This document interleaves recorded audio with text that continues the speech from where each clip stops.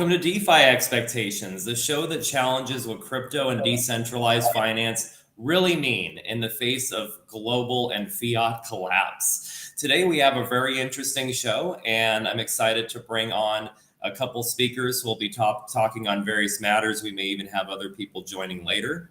I'm Paul Thomas, also known as Fry. I'll be your host for this evening, basically guiding us through some different topics related to what's basically happening in the greater global landscape, how it impacts crypto, and things that we can do to actually survive this kind of reality that's coming. So we're recording this in what I view is the final innings of the fiat system, not as alarmists, but as builders, as sovereigns, as individuals who are just working in this space through our love of cryptocurrency and decentralized finance to try to be prepared for and to escape what comes next, or to thrive, not just survive. In this episode, we're going to explore what happens after the trust is gone, when treasuries become toxic, which I think we're already in agreement with has started to happen, has already been happening since their foundation.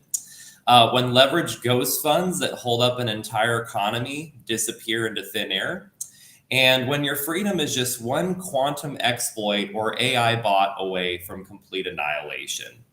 So we'll track the cracks. We'll talk about everything from Japan's temple economy to Milei's messy tango with the IMF and some of the hypocrisies there, to the crypto fire escape that Wall Street has just unlocked.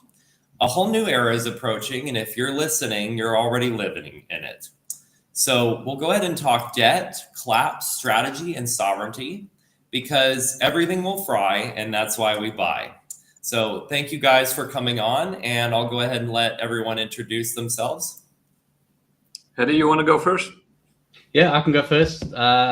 Haddy's what I go by on most socials. Obviously, Brendan Hatfield. Super keen to be here. And to learn more today. I think that's it. And to hear where we're heading and what the salvation is going to be, perhaps. Yeah, well, I'm Nick, of course, producer from Bitcoin Live. And I'm looking forward to this discussion. I think Johnny and Steve will also join at some point. They're always a little bit busy. But I think it will be a fun, well, maybe not fun, but interesting conversation. Yes, busy. They're just running late. Let's call it what it is. But I'm looking forward to them joining. No, I'm sure that they've got a lot going on. I'm excited to hear from them as well on this topic. But yeah, I think we all have a pretty good group here, and I think that we can learn a lot from each other. We're definitely, from the discussions I've heard, the discussions I've had with you, Nick, and I've kind of seen some of your stuff as well, Haddy. I can tell that we're pretty aligned on a lot of things, but I think we also may learn some things from each other today. So I'm excited to kick off this topic. So I'll start with the first subject that we wanted to cover today, which is the U.S. Treasury crisis rolling into ruin. Rolling debt, what it means, and why it's accelerating. So one of the biggest issues that I've always been just very entrenched in, especially when it comes to my hatred of government and especially fiat systems, I don't shy away from it. People learn very quickly once they know me that I'm not government's best friend. And when I talk about it, to me, it's something that's measurable. It's something that I can literally be like, you want to understand why I'm not a fan of government and centralized banking institutions? Look at this chart. Look at this. Look at this giant slope that just goes like this. And it's our debt crisis. It's literally the fact that we're being governed by a bunch of people who regulate our industries and can't manage a checkbook. And we haven't even had a balanced budget since Bill Clinton. Not to say he was perfect or any of our presidents were either. But there's definitely something to be said of that. But the issue that we are talking about today is more specific to rolling debt and what that means. So the U.S. government is now rolling over more than $550 billion in debt every single week, up from just $100 billion in 2013. That is a 450% increase. But what does it mean to roll debt? Because again, I talk about this slope that's just shooting up and how unsustainable it is, right? But now we're talking about rolling debt, which is basically like refinancing your credit card every 30 days, which is also ironic, right? Because these people, like, aren't these people tied into our credit ratings and systems? Like, how is it that we can't pay our debts, right? But we're telling other people what their credit rating is? It's pretty ridiculous. So imagine you're refinancing your credit card every 30 days, hoping interest rates don't spike or liquidity doesn't dry up. The short-term addiction makes the entire system vulnerable to even minor shocks. That includes war, inflation, or an AI-driven trading flash crash. I mean, we're basically approaching a scenario where it's like a house of cards that could be knocked over so easily by just the slightest touch. We're not paying down the debt. We're just rolling it faster and faster towards the end.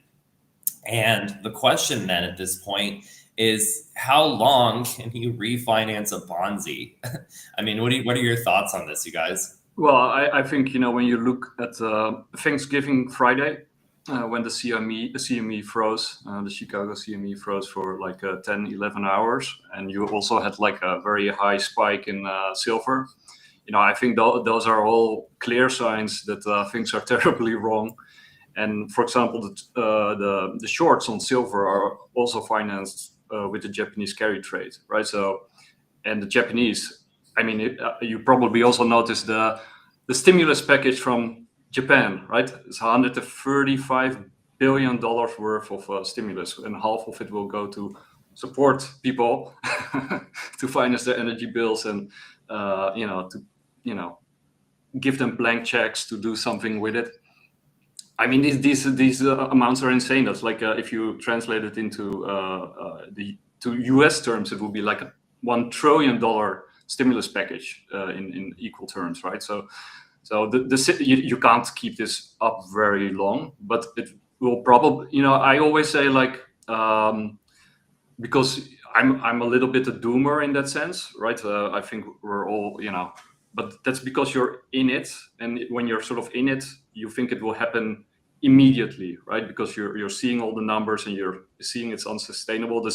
I always tell myself it takes longer than I think, but it takes shorter than the general public thinks. So, it's probably somewhere in the middle. So it will probably take longer than we think. I mean, when you look at Zimbabwe, we think, yes, I hear you there. yeah. So I think in that sense, if you are in risk assets, it's actually a good time, strangely speaking, because when you look at Zimbabwe and the stock market during those times, it has to go up, right? Like in Weimar Republic, they had to juice the stock markets because otherwise, pension funds go bust and the whole system goes down. So they have to juice the stock markets to keep the system afloat. And the only way to do that is to sacrifice the currency, as you see in Japan. And they can keep that up longer because they, shut out all the exits, right? So they're trying to close all the exits so the capital can't fly. So but it's crazy, and it can't last forever. Agreed 100%. And I love what you said about it'll probably be longer than we think, like you and I, Nick, and some of us who kind of have this mentality about it. But at the same time, it'll be shorter than other people who are ignoring it think, and it seems like it's strange to me because I think what made it so apparent is there was a period of time, following DeFi summer. And I mean, I've had a lot of experiences with that I could go into on a whole nother topic. But there was a period of time when it was just like printing money, like just the opportunities that were coming through, just windfalls of cash here and there. It felt like it was going to last forever, right? And in the midst of all this, you had the Biden economy, and don't get me wrong, there are mistakes before, during, and after that as well. But we see this. Yeah, we see this influx of inflation, and it was just, to be honest, like I wasn't really buying the groceries at the time. My soon-to-be ex-wife was buying the groceries. She would tell me every once in a while, milk costs this much, eggs cost this much. Honey, our grocery bill was $200. Our grocery bill was $300, $400.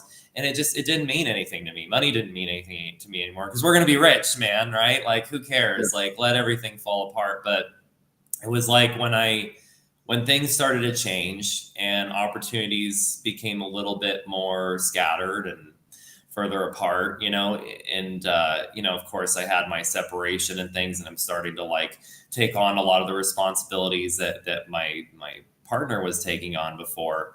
And suddenly I'm like, my God, this is insane that I'm going to the grocery store and I'm spending this much money. And, I explain it this way because I feel like that was a blessing to me, right? Because it just happened all at once. It was like you're oblivious to it and then you're very aware of it, right? But I think what most people are dealing with, it's like, I've heard this analogy again and again, but it's like you're in a pot of boiling water and the heat's turning up slowly, right? You're not just immediately thrown into boiling water. And I think people are becoming used to it. It's things like I talked to someone the other day, and I don't talk to people who are very aware of this issue very much. I'm always having to convince them that we are approaching a surveillance state worldwide. Yeah. We're surveillance state.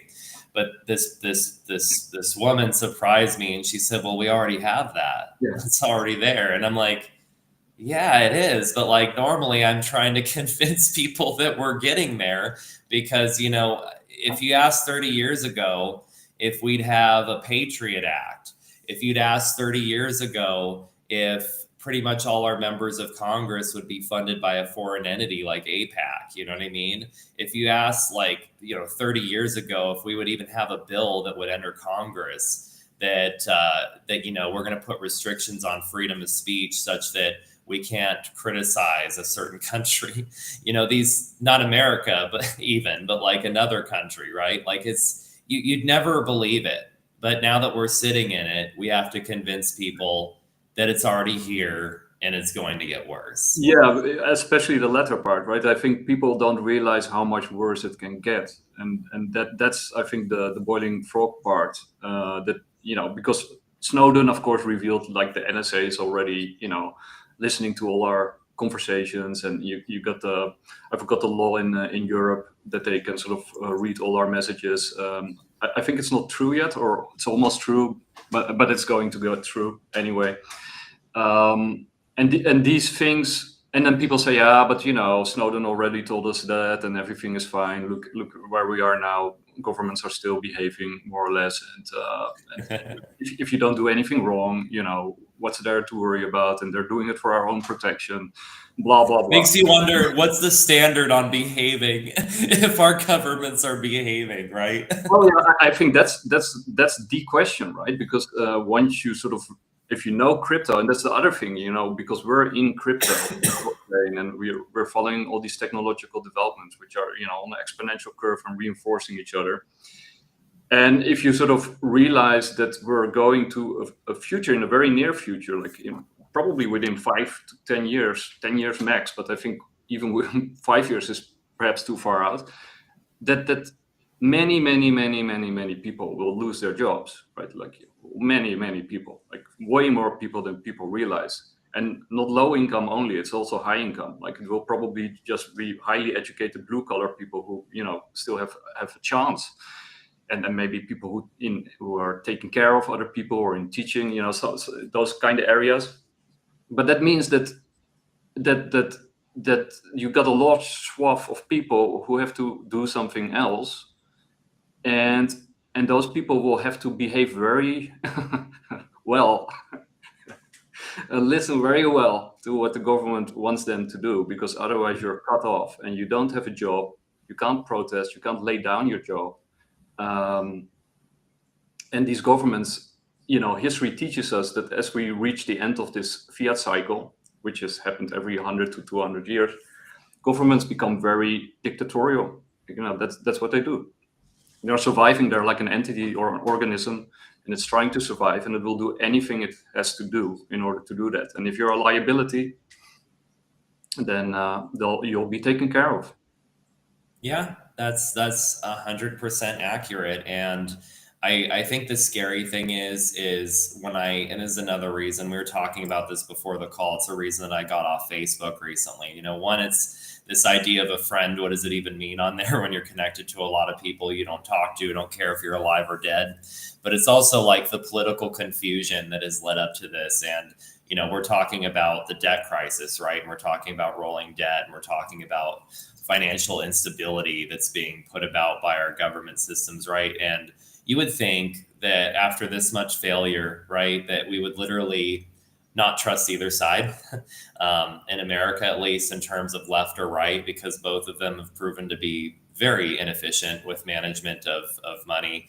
But it seems like, you know, and a lot of my friends are very much on the left. You know, I come from like the rave scene, so I have tons of friends that are still on that side. And, you know, when it comes to like, you know, people's rights and things like that, I just feel like, you know, one, government should be out of it. And two, like, I've always respected people regardless of differences, you know what I mean? But it's not a reason for me to vote for the left, you know, but they continue to believe that it's just Orange Man.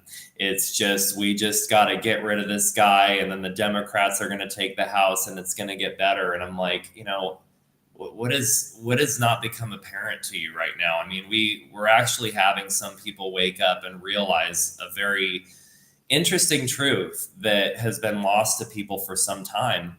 But it's the fact that it's not just the right that can be authoritarian. In fact, it's really the left that are the purest authoritarians, the people who want to control speech, who want to have the government regulate every part of our existence, the kind of trading that we can do, how we are taxed, how our funds are used. And the only way to really get around the idea of this authoritarianism being bad is your belief that someone else can be better with your rights than you can, which to me is a very tall task. But if we are locked into this belief that the only reason we're losing right now is because our football team didn't win, you know, which is basically what politics has become. Let's be honest. Nobody even understands economy. No one understands economics. No one understands even what their side's supposed to support anymore. How can we think we're going to crawl out of this issue when the debt crisis isn't going to be solved by the left in America? The debt crisis isn't going to be solved by the right. So if we just continue to raise the debt ceiling, if we just continue to act like this is a left versus right problem and it's not an entirely government-owned problem, and that these people on both sides continue to take our rights away iteratively every year, I do not see how we can possibly solve this issue. But maybe somebody has a more optimistic belief in this than me. I think you're right. I think it's basically like Edward Griffin. I think he made the point that it's collectivism versus individualism, and I think that's the real dichotomy. You have to forget like the left-right dichotomy, which is mostly sort of just, you know, for the most part, it's fake or, you know, irrelevant. They're just, you know, two wings of the same animal. And even, you know, when you look at fascism in Germany, like it was called National Socialism because it had certain characteristics of socialism, right? They even had like a money that was sort of backed by labor and gold from the Bank of International Settlements, which was financing Hitler at the time. So the point is, you know, they're both horrible, but we're moving in either direction. Either it will be, you know, classic socialism, like in Cambodia, or in China, or in Russia, or, you know, wherever, or it will be National Socialism of the other kind that we know, or a new hybrid authoritarianism, right? I mean, you can think of a lot of different combinations, but they're not the solution, not the real solution. So, but, you know, problem is people are dependent and they're becoming more and more dependent. And, you know, and that's the dependency is sort of the issue, right? And people think they can't take care of themselves. They can't take care of their own community. They can't take action. They think everything they do doesn't matter in the bigger scheme of things. They think they need more intervention instead of less intervention, right? So they have been taught all the wrong things, and like you said, they have no clue about economy. And if you tell them like what we just opened the show with, the situation with the debt rolling over and refinancing of the debt, or the situation in Japan, people have no idea. They have absolutely no idea until it hits, and then they take the official narrative that the mainstream tells them, and then it's already too late because it's often after the fact. So what do you think, Haddy? I've got a lot. I think what I want to start with is the biggest issue we have, and this is globally, is we say it's the government's fault. We outsource because we pay tax the problem to the government to solve for us. And what we don't realize is we always go, the government is printing money, or the government is doing X, but people forget that it's our money that they're taking away from us, whether it be through tax or whether it be through inflation. It's our money. And once we understand that and we take ownership, which we can start talking on the escape hatches and Bitcoin and how self-sovereignty is the important thing, we need to come back to self-sovereignty. We need to say, this is my economic output that I'm giving a portion to government to. The word there is my economic output. Yeah. And once we start understanding that aspect of it, everything falls into place, and it makes it, you then realize it's your responsibility. So each taxpayer's responsibility to ensure that we don't land up in the situation we're in, because every government has done that. So maybe would you also agree that the words "our" and "we" are misleading, because you should, like you said, people should actually realize it's I am the government, or the government represents me. It's my money that is, But if you say "we" or "our," then it sort of becomes an amorphous blob. Individualism versus collectivism, right? Well, this is where I was going to with education, is that we keep having the education dictates to us what our reality is. Yeah. And we come out of school believing a reality, believing a narrative, for lack of a better word, which then the we, like you just said, we believe the we is something completely different to what the we is, or what economic output actually is, and how currencies are actually pinned or pegged, and how the system works. And I think we're not taught history, so we don't realize that history doesn't always repeat itself, but it rhymes. So Nick has alluded to Zimbabwe, and this is where the crux of the problem in the first world is, because I wasn't born in the first world. The problem with the first world is, as I see it, is you don't realize it until the pain hits. Yeah. So when the cracks start appearing and I feel it in my pocket, like you said, I go to the shop and I realize the price has gone up, and I'm going, hang on a minute, this is an hour of my labor to pay for this thing. Mm-hmm. But it never used to be. Why is that? And then then you start questioning the system. So I think that getting back to the fear aspect is what distracts us from the reality that's taking place. And it's merely levers that, when we say government, I don't think it's government, because I heard the phrase today and I loved it.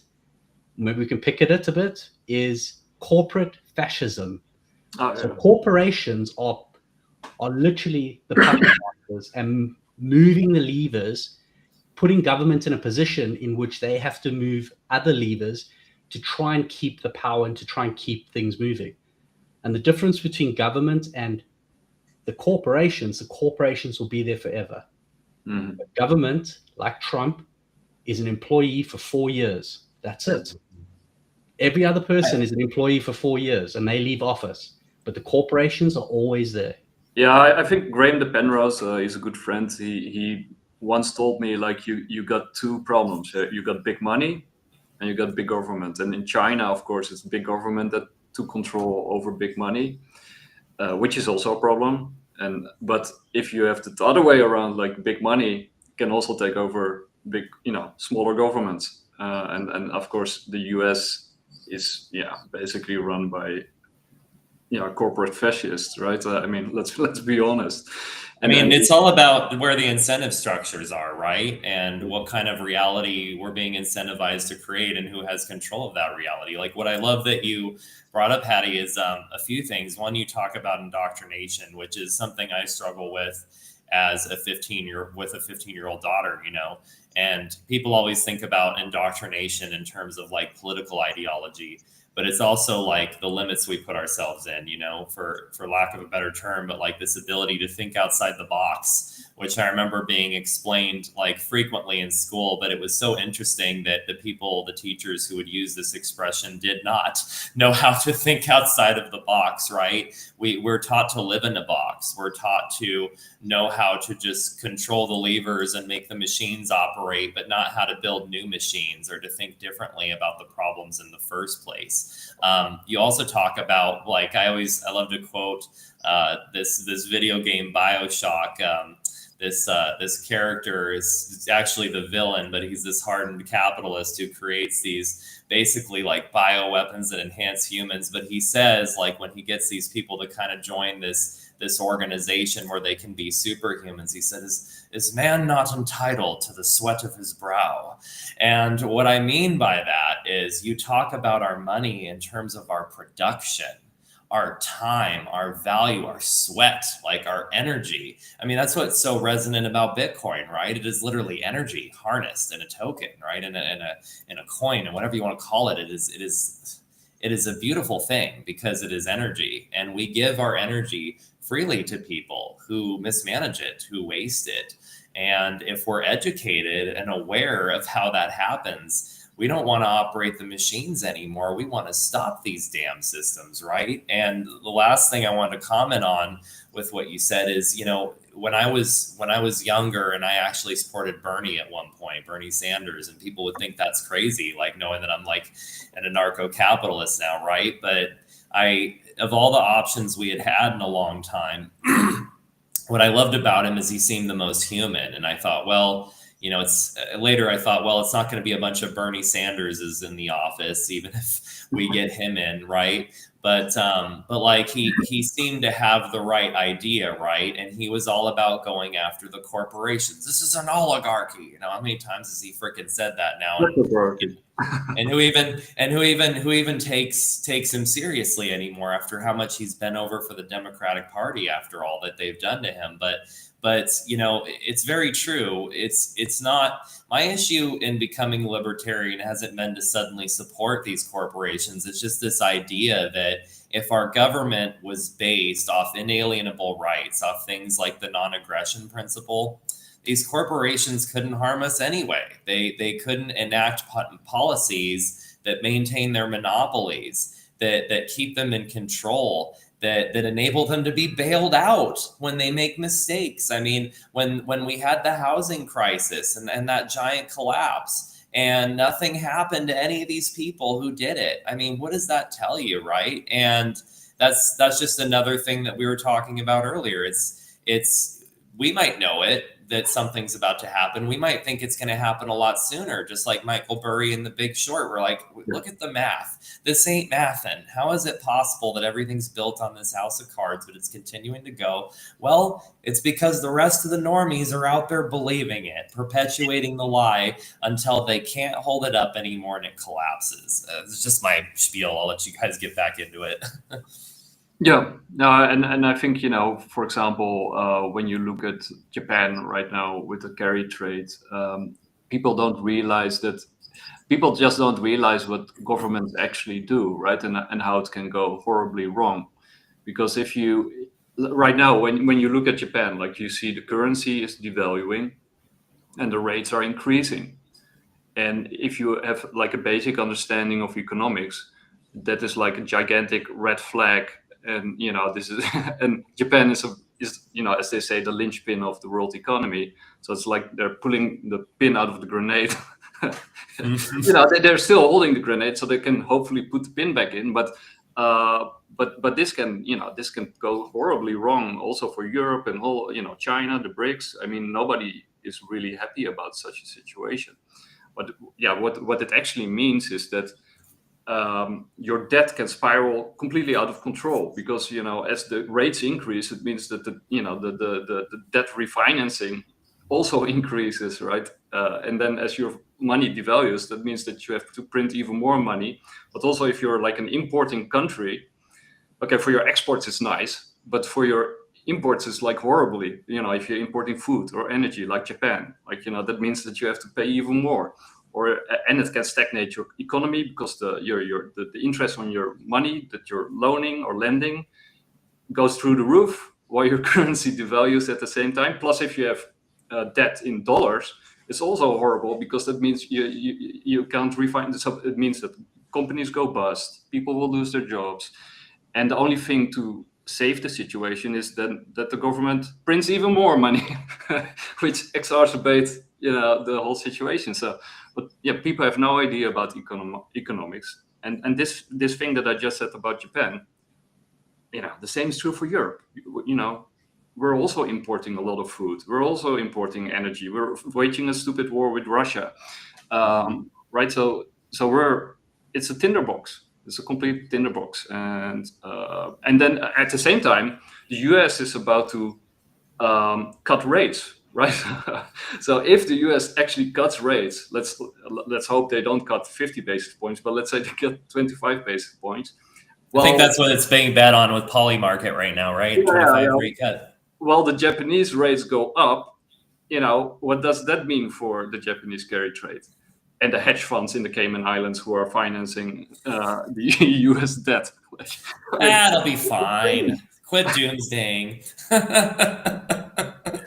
Yeah, it's really crazy. It's like it's like you're living through a Monty Python sketch, but instead of being it on TV and that you can laugh about it, you're actually in it. And but it is, 50 years from now, if there's still people around, they will look back at this time and think, what the hell were they doing back then? Right? Yes. It's economic Dr. Strangelove to me. Yeah. It's just a different kind of bomb that's going to go off in the end. Different kind of cowboy riding it on the way down, I guess. Yeah, and that's the other thing, right? If you look at world history and you look at these big wars, like the Second World War and First World War, but basically most wars throughout history, they sort of erupt around the end of, a fiat cycle, because that's sort of how the governments deal with debt issues that spiral out of control. Or you get like a gigantic pandemic that comes out of nowhere, right? So these are sort of things that people have to realize. There we go. Hey, Steve. Hey, Steve. What's up? Anyway, those are my two sets. Yeah, I'll go ahead and lead into, we kind of been jumping around, which is great because these things are all interrelated, right? And that's kind of like the whole point is we're living in a financial ecosystem where everything is tied together in the most horrible ways possible.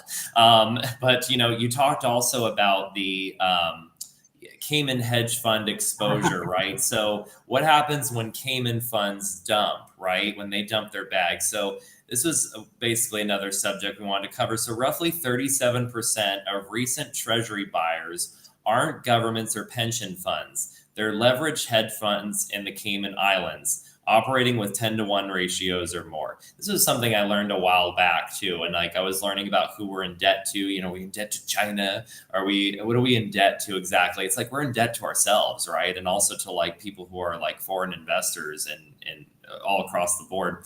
But these aren't long-term holders. They're volatility sensitive traders. The moment the winds shift, they dump. And that's 1.8 trillion in treasuries that could evaporate overnight. So when your safest asset class is backed by offshore leverage, is that really a safe system or is it a mirage? 37% of these buyers aren't governments. Again, they're 10-to-1 leverage funds based in the Cayman Islands. These buyers will vanish the moment volatility hits. That's 1.8 trillion in treasuries that could evaporate, and the Fed knows this. So basically, anything else we want to add? I mean, especially now that you're here, Peace, and anything you want to add to as well, Haddy. God, I mean, how do we get out of this? I mean, we're not doing the cutting that we need to do. I know even you go ahead. Dollar stable coins is how we're going to get out of it. Am I quiet? A little quiet, yeah. Is that better? All right. Thank you, Haddy. By the way, Haddy, excellent sweatshirt, by the way. One of the most comfortable pieces of attire I've had, yes. I'm jealous. Oh, well, you got to have Eric on your show. Have Eric on your show. He may send you a shirt. All right, I'm in. But no, the issue with buyers for treasuries is being solved with stablecoin adoption by the traditional finance, like JPM and like uh, B of A, BOA. Like that's where it's coming from. And you need pristine collateral, something like I don't know, Bitcoin or gold. Bitcoin, real estate, they hold a bit of that too. Yeah. Yeah. So But it's not as dire as it may seem. I think my fear, though, is you said real estate in that, right? So, and you said Bitcoin, and like that's another topic we have to talk here, right? The idea of Bitcoin as a hedge, right? Because when these economic systems collapse, it depresses me a bit because I always think, like, especially during the government shutdown, I'm like, this is like our proof of concept for Bitcoin. This is our proof of concept for crypto. Why aren't all these assets shooting up like ridiculously when there's a government shutdown? It's because people panic. They pull out their money. They want to be safe, right? And that affects all markets, right? So there's that. There's also real estate, right? I mean, I sold my house, earlier this year because I wanted to go on an adventure. I wanted to get out of the country. I wanted to actually see the world and basically escape a lot of toxicity that I was dealing with in my country and inflation. And I thought, if I don't take this opportunity now, I'm probably never going to, right? But since I left, I've been monitoring pretty much house prices, and mine's dipped a bit. I almost sold it right at the tip of the market, and I could imagine if things get dire, real estate's going to go down in value as well. So I guess the issue I'm considering and concerned with is, we can say that that we have this collateralization by real estate and other assets, but if values go down across the board, is there any alternative than oblivion, basically? Like if everybody's over leveraged, which is kind of like the crux of what we're talking about today. Mass deflation or mass deflation, not disinflation, but deflation at that point. Essentially, I mean, we're talking about like I guess if the dollar were to collapse, I guess you would say that real estate prices would go up, right? Because it would take more money to buy that. But if people lose value in the dollar itself, that's what I'm kind of saying. It'll take more dollars, but possibly less Bitcoin to buy real estate. I think you have like two equilibriums, right? But going from one equilibrium to another equilibrium is a disequilibrium, right? So we're going through a transition phase, and it will be bumpy, right? So there will be moments when there is not disinflation, but like Steve said, deflation, like outright deflation. That would be a nightmare for everybody, by the way. Yeah. So, and then of course, because they're governments, they only have one tool in their box, and that is to sacrifice the currency. I mean, that's what you see throughout history in every country, no matter the culture, no matter the religion, no matter the background, they're gonna print the difference. And then, so you will have like a dive, and then gold and Bitcoin and everything goes down, right? That always happens. And also when you look at the chart of gold in Weimar, Germany, even though it was one of the best performing, I think it was the best performing asset. When you look at the chart in Weimar, Germany, it goes like this, right? So it goes up to the right, but it goes like this, right? So, and a lot of people, sell their gold, or, there's uncertainty. And the same will go with Bitcoin and crypto and gold. Because when you have margin calls, like you say, like if you have a deflationary moment and things go awry, or you have a war or a conflict, or political disturbances or assassinations or whatever you got, then you got these moments where you get a shock to the system, and then things go down, everything goes down, and then gold and Bitcoin and probably crypto will recover fastest. But they will initially go down, right? And they will go up because governments step in, and because they have to step in. They'll go down, but they'll also go down relative to the availability or scarcity of dollars with which to prop up the price. So it depends. Like everything's going to kind of remain in some sort. It's more of a psychological shock than an actual physical shock, because the capacity to produce is derived from humans, not from dollars.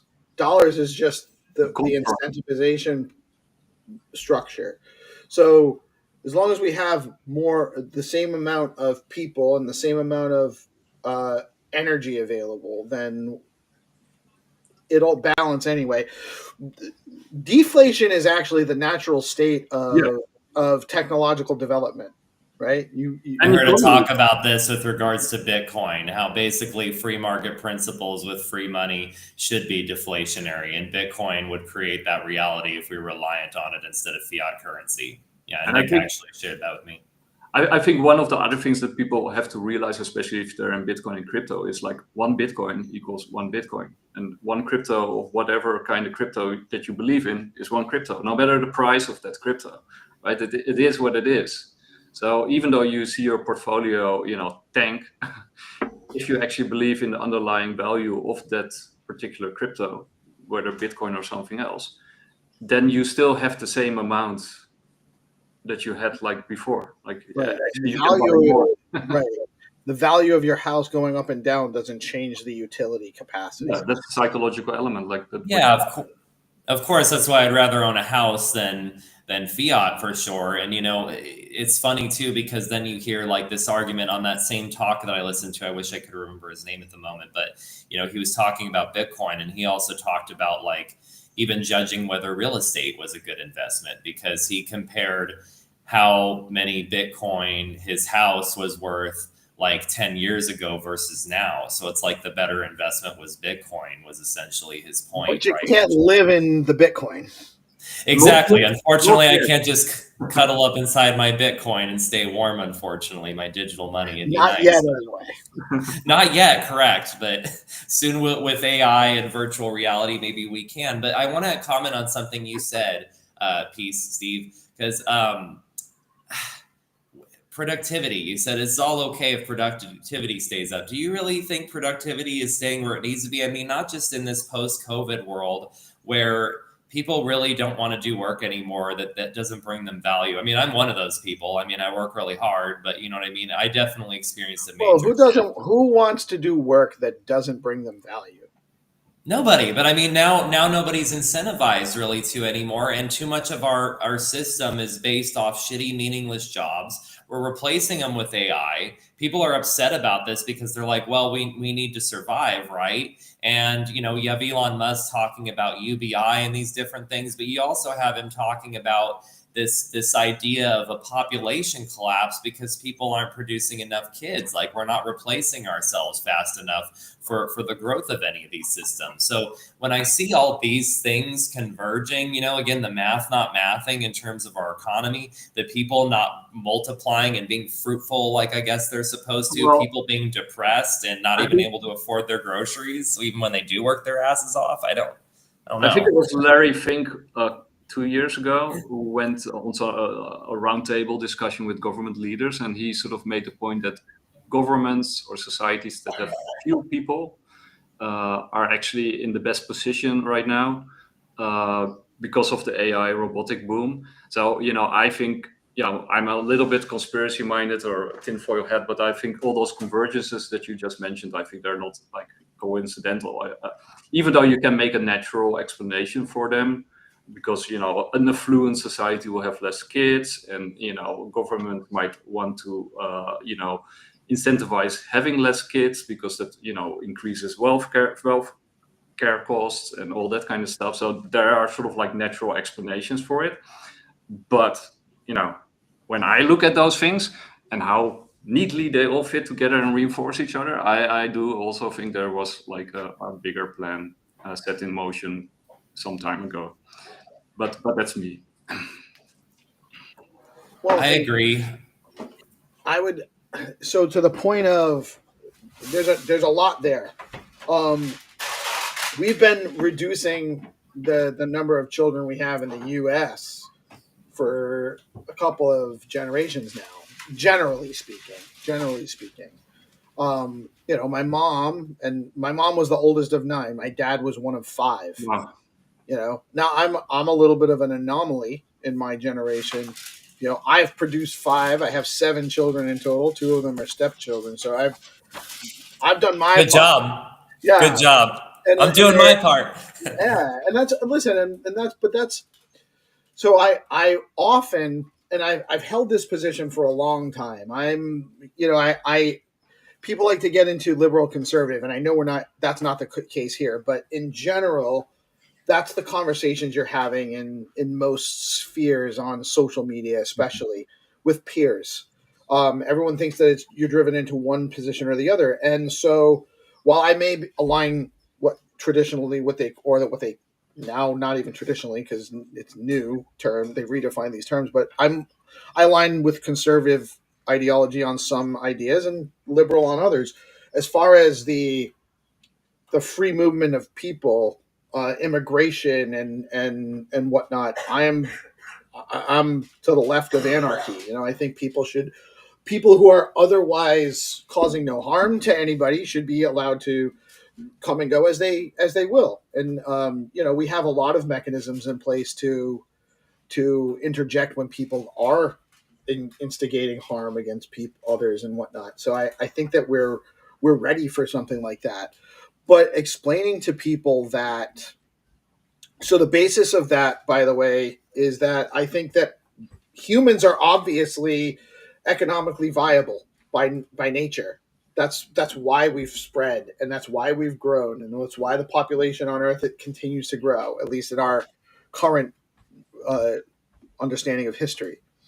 So people are economically generative. And no matter and these technologies, by the way, and this is something else we were just touching on, these technologies are absolutely increasing productivity 100%. So they're making people with access to these tools are becoming much more productive. People are starting businesses that would normally take like 20 to 100 people, and they're doing it with a team of 2 to 5, so it's and you would not be able to do that without this technology.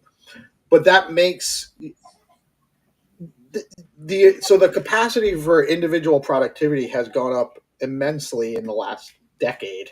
I mean, even in the last several decades, cumulatively, we have this massive growing capacity to produce. The government's job is actually to create inflation. So to loan out and borrow and use as much money as possible so that asset values don't decline. It's really a way to protect the asset holder class. I think one person. So there's a couple of people that I follow besides you guys, of course. But Michael Howell is one. Luke Roman is another one. Jeff Booth, who you referenced earlier. Lynn Alden. But there's also somebody like Richard Werner. And Richard Werner was actually, which is kind of apropos, he was the central banker of the. He came up with the term quantitative easing. It's like from him when he worked at the Bank of Japan. So I'm not sure if he was. I don't know in which capacity he worked at the Bank of Japan, but he worked with them, or he worked for them, or he was one of them. But he makes the point that basically, if governments wanted to solve this debt issue, they could do it tomorrow, right? They can just come together and it can be solved, like with a flick of a switch or a pen, right? Because you can basically, all the non-performing debts or loans out there, they can just put on their own central bank balance sheet where it can't do any hurt, right? Because they can, be in the red for infinity. And what Steve was talking about, and they did it in Japan after World War II, like the way that they got Japan roaring out of after World War II was doing, non-performing loans on central bank balance sheet, stimulate the economy by printing money, but quantitative easing, as he put it, pump it into businesses, small and medium businesses. And then you can get productivity. But if you pump it in assets, and that is what governments are actually doing, or central banks are actually doing, then you then you pump actually bubbles. You create bubbles, which will blow up at some point. And that's what they are doing. But they could actually do the other thing.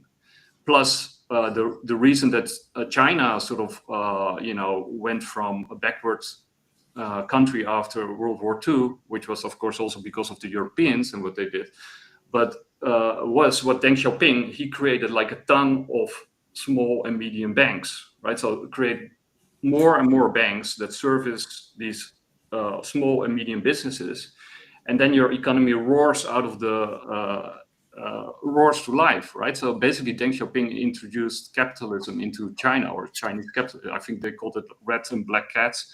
And of course, the other visionary thing that he did was, start rare earth minerals, which he said was the oil of the future. Well, China was like 50 years ahead of the rest, but we could do that, right? And then technically you wouldn't even need Bitcoin or gold or whatever, because then they would be performing less well in that kind of situation. But people don't know that governments can actually do this stuff, right? So people are not asking them to do that. But they could do that, and then most of our problems will be solved tomorrow. I have a question about that, Nick, because I think what I'm hearing you say is they're almost looking at the debt like an asset. Is that correct? Like an asset that can be leveraged? Because this is something that I heard someone in a new world. Right. This is something I'd heard someone who's a lot more optimistic about this debt crisis than I am with America. They had referred to the US debt as like the savings account of America, which I thought was the craziest shit I ever heard. But I'm understanding, based on some additional research and what you're saying now, that this is actually true if people believe it.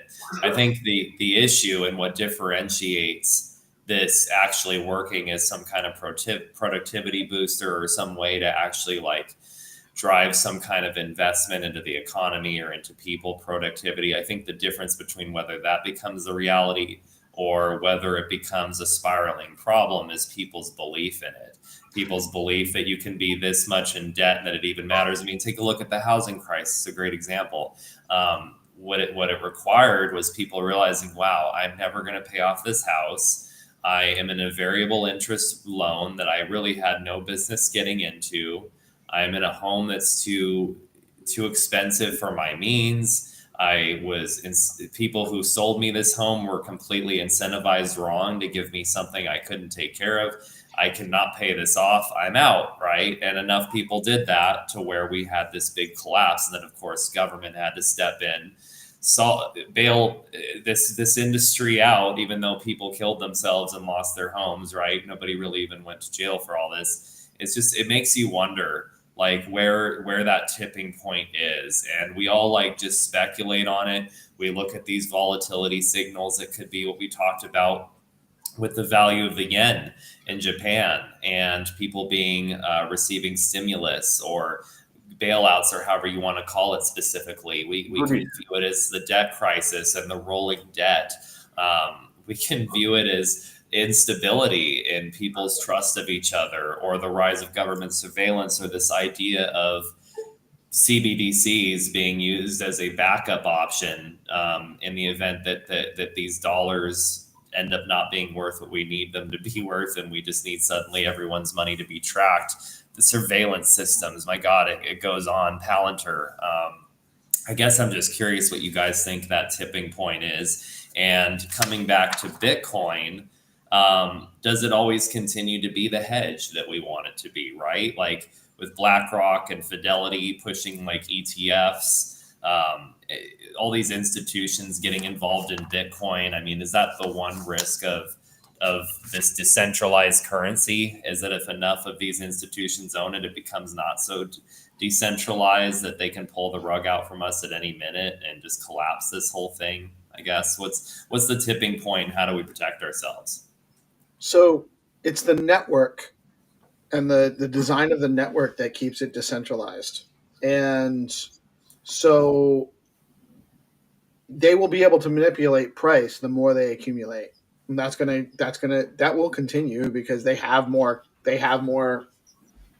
resources with which to do that with.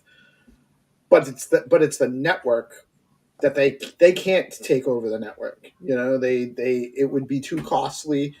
And there's not really any.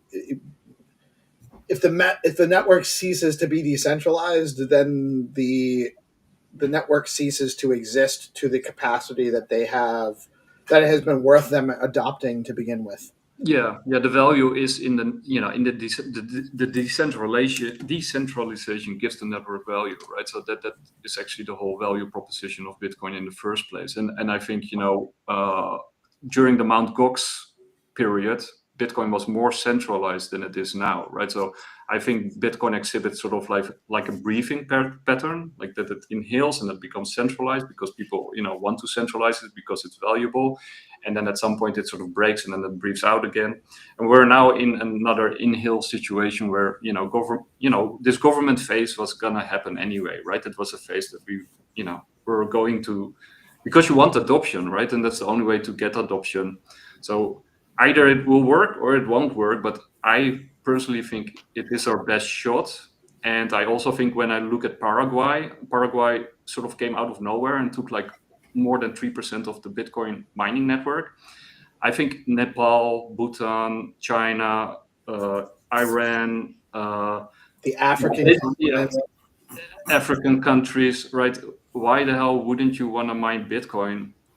Because it's it makes your energy grid more stable.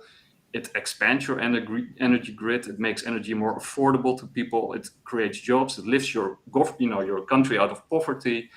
So it creates a level playing field. So poor countries suddenly start competing with middle or higher higher level economies. So I think this is sort of like a desperate. I think from a government perspective, or from a US perspective, like a big government perspective, because they're playing in the big leagues. Of course, you want to try to centralize it as far as you can. But I think the technology puts a limit. Every technological revolution sets limits. It sets the playing board, the game board, and you cannot go outside of the game board, right? So Bitcoin and decentralization sets new limits to government expanse, whether they like it or not, right? There are new rules and they will have to play along the new rules, but they'll try to play the old game first, right? That's what they're doing. But going back to Richard Werner, I think we should try for a two-tier solution. Like, I think we should try to wake people up and that there's this Richard Werner solution to the situation, that you actually, that normal banks, your bank around the corner can actually print money out of thin air if you take a loan, right? So these small banks can actually stimulate the economy and create real businesses. So I think that's one tier. And the other tier is that you have to have sound money that can't be censored, that can't be manipulated, which is Bitcoin or something similar. So if you have good money and you do the right things, those two things together, it can actually solve these issues, right? So I think it's not one or the other. I think it's both. Love it. If you guys are open to it, I think maybe we can jump into a talk a little bit about real world assets. RWAs.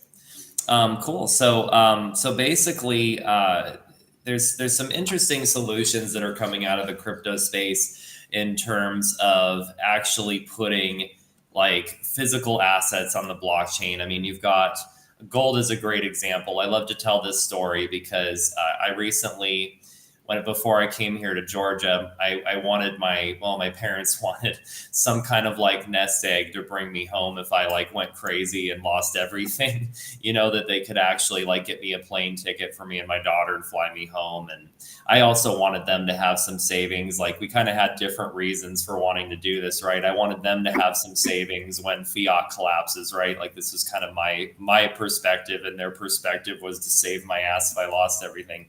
But we came to this agreement that I was going to give them some money, and I wanted them to invest in gold because, to get them to buy Bitcoin would have been very it's not something that's tangible to them. They wouldn't have understood it.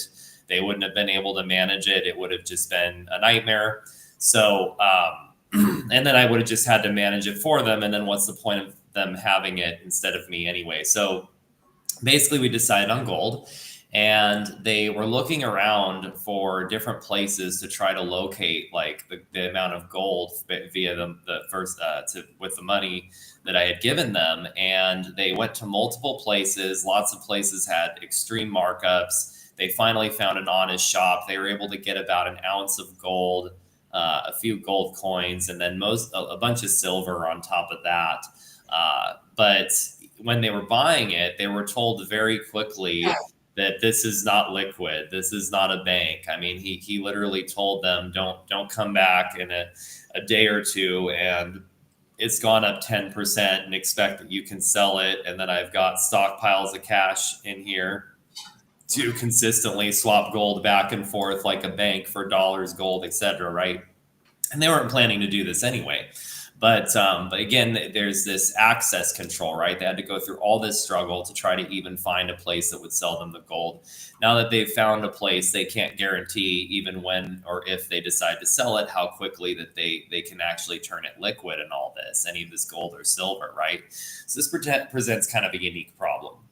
And you have real world assets that there's been this movement. I mean, we have the token standard, I believe it's ERC 3643, Ethereum, that basically has compliance ready real world assets at scale. This token standard just recently came to Stellar Network as well, because Stellar is really big for offering, on and off ramps to banks for stable coins, but also now they're leveraging real world assets at scale. And basically this idea is to basically try to educate and make more accessible the ability for people, even like your grandmother, to buy gold on the blockchain, because how much easier would that be than having to go around to different stores, different shops, try to find somebody who won't rip you off on some gold when you could just get it via blockchain, right? I mean, if we could make it that easy to swap that reminds me, did you see the clip with CC and Peter Schiff? Oh, I saw part of it. What did he? Can you summarize it for me? I saw that they had this interaction, and I guess CZ schooled him. But please tell me. The entire interview is actually worth it, but they cut it down to 40 seconds because CC got some gold from I think somebody out Kyrgyzstan or wherever with a certificate and blah blah blah, and then he gives it to Schiff and says, "Oh, it weighs really heavy," and So and then he asks like, "And is it real?" And then Peter Schiff's like, how should I know? And that was the clip, So because turned out it was, I believe it was tungsten, with some covering around it. They did. Well, and that actually begs the question. Like, you can put stuff on chain and verify that there's on chain information, but the gold isn't on chain. It's being kept somewhere. And so there's still the whole concept of RWAs. Don't get me wrong. I think that there's absolutely use cases for putting assets on chain or tracking them on chain. Mm-hmm. But how do you know that that's still in a vault somewhere? It's just because it's on chain doesn't mean it's that the supplier or the holder is still a good actor. Oh, 100%. You have to introduce a bunch of centralized processes to this, right? To even be able to verify the legitimacy of this. And this is kind of like the discussion I sort of wanted to have around this, right? So when I was at Stellar Meridian, there was a panel that was hosted by Camilla Russo. She's manages the Defiant News Network. And she was hosting a panel, basically the topic being, we've tokenized everything, now what? And it got into a section about real world assets. And I was really disappointed that there wasn't a Q&A from the audience, because frankly, like something that's going to relate this much to like actual traditional finance, I feel like we should be asking questions from the audience about this. But what I wanted to ask so badly was what you just brought up, Peace. It's this idea that what problems are created if we tokenize a house, for example. I know what problems we solve if we can do it efficiently. Okay, for example, when I was like wanting to leave, or I was struggling with money, and I was like, I have $100,000 in equity in my home. Okay, I have a good credit score. I did at the time. But who even cares about the credit score? I have $100K in equity in my house. It's verifiable that I bought this house at this point. It's worth this point. And I could not get a bank to give me $1. I'm not even kidding you. I could not take a collateralized loan for $1 against my home, and I'm a veteran. Okay, like that is like it was insulting to me that I could not find one person to help me. And they tried to explain, I call it voodoo math, voodoo economics, right? But they're trying to explain to me how this made sense, that I wasn't somebody they could loan to. But I was thinking, like, if I could just put my house on the blockchain, somebody out there would borrow against it, because if I don't pay, I'm out my house, and my house is worth substantially more. But let's talk about the problem now, though.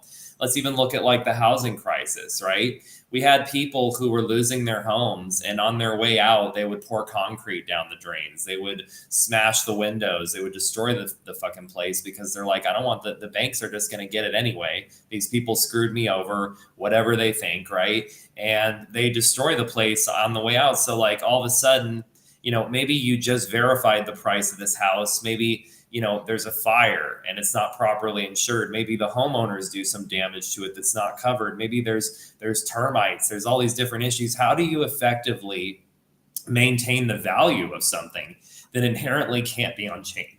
And I think that's a big problem. The way that the lenders protect themselves is for those scenarios is insurance. That's how that goes. I got my real estate license in 2010. Half of the market was dog shit, exactly like people that lost their houses. Either they were vandalized, like more than half of the houses I was showing for the first 2 years I had my license were vacant, abandoned, no heat, even like not winterized, like just a mess. That it was right in the middle of the beginning of the right in the middle of the collapse.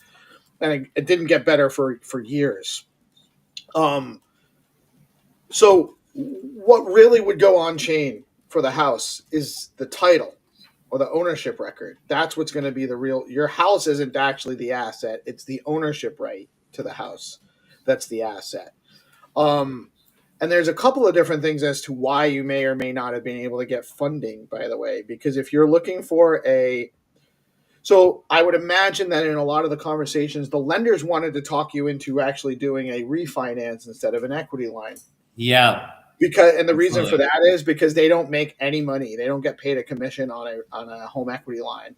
They wanted to have you refinance, but you can't refinance if you don't actually have the income show. You have to qualify. And why would you want to if you're at a 3%, right? That was my other thing. I was at a 3.2% loan because I bought right during COVID when rates were still so low. Right. Like, well, refinance at an 8%. I'm like, well, go fuck yourself. I'm not going to do that. Right. Right. But they wouldn't. But if you just did they didn't want to give you a home equity line of credit because they don't make money doing that. Yeah.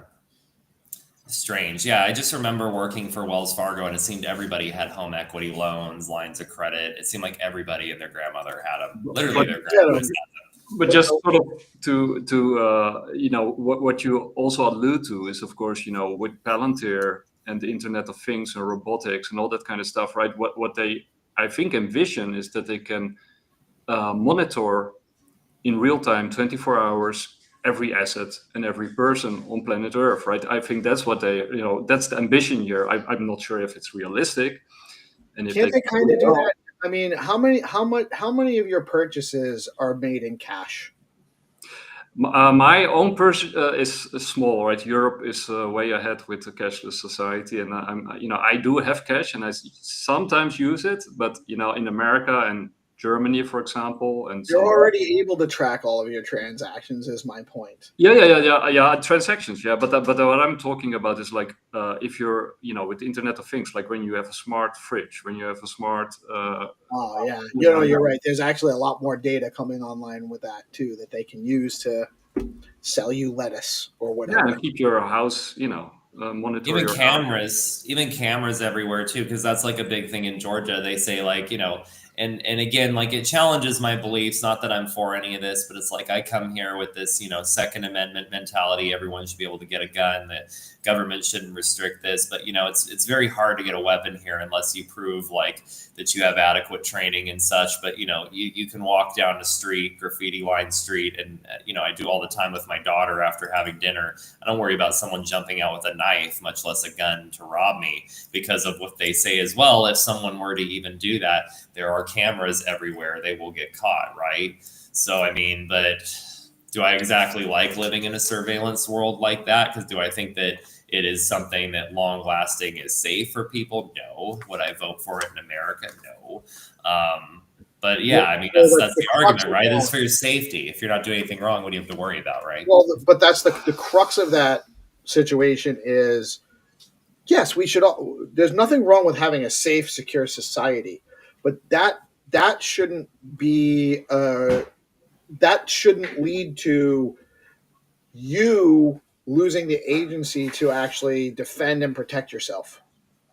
Yeah, and I think another thing, and that's probably, I think you also talk about that a lot, Steve, and maybe you also, Haddy, but like if people were actually all involved in their own community and doing stuff and caring for each other and taking up roles in communities instead of outsourcing it to the government, you would also get a safe society, like the classic old-fashioned way, with human beings and stuff, right? So right, that there's different ways to keep a society safe, and you don't have to keep everyone and everything outside of your door out of fear that somebody will break in. Most people don't even break into your house because they'll go to the one next door because it's easier target or whatever, right? So people live in fear, and that fear is for a large part manufactured in order to outsource your agency, like Steve is saying. And you can create safe societies anywhere at any place. It's your own choice if you want a safe society or not, and you can just do stuff to make it safe, right? You don't need a government or even police for that matter. You just have to raise good kids. Steve? That's a huge part of it. No, that is a huge part of it, is being involved in your local community, knowing who your neighbors are, and participating in society that way. But shoot, I got distracted with the thought of my kids. What was I was going to lead into the, You're talking about safety and fear and manufacturing. Yeah. So it's the way I look at it, we have a government that's supposed to be of, by, and for the people, at least in the U.S. I know that that's not necessarily the paradigm everywhere. Where does the line become the government is more trustworthy? A government of the people is more trustworthy to have access to all of these methods of destruction and violence, but the individuals that make up that society that government is serving aren't trustworthy and aren't able. Like back when they first established the United States, private parties had warships, not just cannons, but warships, merchant warships. There was no limitation. Oh, you can have this, but you can't. That we can have this, but you can't. The capacity that the government has beyond the individual is insane. And they actually do use it, by the way, in our name. And very rarely or oftentimes beyond what most of us would consider to be an ethical and moral use for these things. So how did we get here? And how do we get people back to the conversation of, like, I don't want some rando having a nuclear weapon, right? Maybe I do. I want to make that argument, actually, when you allow me to. Well, we can have a I don't want that, right? Of course not. But I don't know where does the point become? But I think if they actually aren't harming anybody with it yet. Where do I? Well, yet, but you could also stab somebody with a knife. So are you not allowed to have a knife? You can use in a harmful way. So where does the line become? I'll tell you what I think the line is. Okay, and this comes from a book I read, Anarchy, State, and Utopia. I quote it all the time. Okay. To me, the moment that government becomes basically a society becomes a state, that a government becomes formed, it has what is called a monopoly on violence. And this is the intrinsic problem, right? Should an individual have a monopoly on violence? No. Should a collection of individuals have a monopoly on violence? No. Really, no. Nobody has the right to harm somebody else because of a set of rules based on people that are fallible. That's why I feel like we need a society that's built on inalienable rights, which starts with us having a unified definition of what harm is, okay? If I own a knife and I'm not stabbing a person with it, it's a problem. Same with a gun. Harm starts at the initiation of force. Yes, exactly. Exactly. But the issue here, and this is my argument for nuclear weapons, and I'm making this for everyone to have nuclear weapons. And this is a philosophical argument, okay? And I'm not totally serious about this, but this is like just for debate purposes, right? So if we have a government, right, this is the hypocrisy of it, right? So if we understand that a government has a monopoly on violence, and a government can tell us what weapons and how we can protect ourselves from our own government, which is inherently incentivized to disarm us, to protect itself from us, because it's not us. It's not by the people. It is a separate entity. That is the illusion that it is ours. Whether it's democracy or whatever, you give someone the right to overrule someone else's inalienable rights, there's a problem, and it is always going to be us versus them. You take a look at, even with like the Biden presidency, and don't get me wrong, every presidency, there has been some kind of version of this, right? But you had this one situation where he literally left a bunch of like fighter jets, weapons, etc., just abandoned it, and it was all taken by fucking terrorists, okay? You want to get more direct than that? We have literally financed, our government, excuse me, not we, our government has literally financed fucking terrorists, given them weapons, the same terrorists that we end up fighting in later wars, because it's all a big giant money laundering machine. That's all that it is, okay? These same people, okay, will tell you, Bernie Sanders will tell you, why do you need an assault weapon to defend yourself? I needed to defend myself against you people who armed terrorists who would come kill me when I'm an American. You're arming my enemy. Okay, so you scale that up. That's my argument for nuclear weapons. You're all a bunch of hypocrites, and you're literally using every fucking weapon you can get that I can't to be in defense against me. So why do you really get to say, when you're such a hypocrite, that I can't manage a nuclear weapon better than you? You know, my best argument for that is broken arrow. You guys know what broken arrow is? Not sure. It's a term that exists when a nuclear weapon goes missing. Think about this. All right, I was in the Air Force. I've heard these terms. This has happened. It's a real term. It's not. It is a movie too.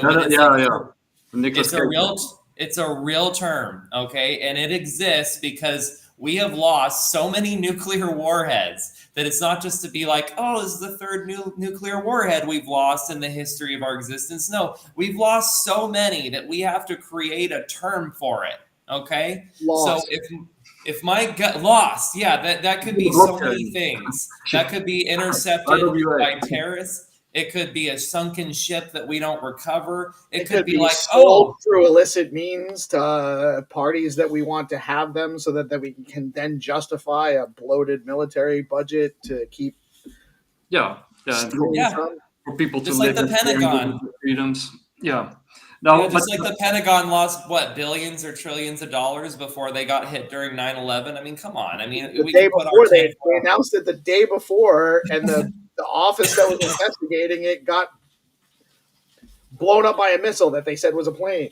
Yeah, 100%. And we don't have to put our tinfoil hats on too tight to say that this shit isn't bullshit, right? That these people have no right to tell us any weapon that we can have. I should have the right to have a nuclear weapon if those people can lose one often enough to have a term for what that even means to lose one. I wouldn't lose a nuclear warhead. I'm pretty good at holding on to even my keys. You know what I mean? So like, I'm sorry. Like, that's my argument. To be honest with you, the U.S. military is not as inept as they would want you to believe, to think that they're just, they're losing track of trillions of dollars. Sure they are. Come on. We're not. There's so much waste in the military too, man. Believe that. Yeah. No, but I think you do raise a lot of great points here.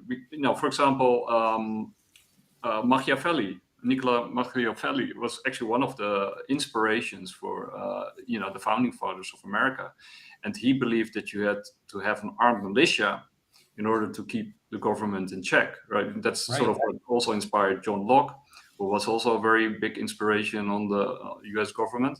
But during the contract theoreticians like Thomas Hobbes, John Locke,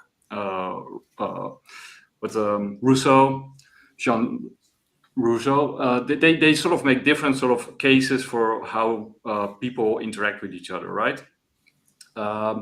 For example, Rousseau thought that people in the state of nature are like friendly and they help each other, and he wrote a book about it. And that as soon as you have government or society, it sort of corrupts the individual. So that's one take. And then Thomas Hobbes was the sort of the other side of that argument. Like people are in the state of nature are violent, are cruel, life is short and brutal.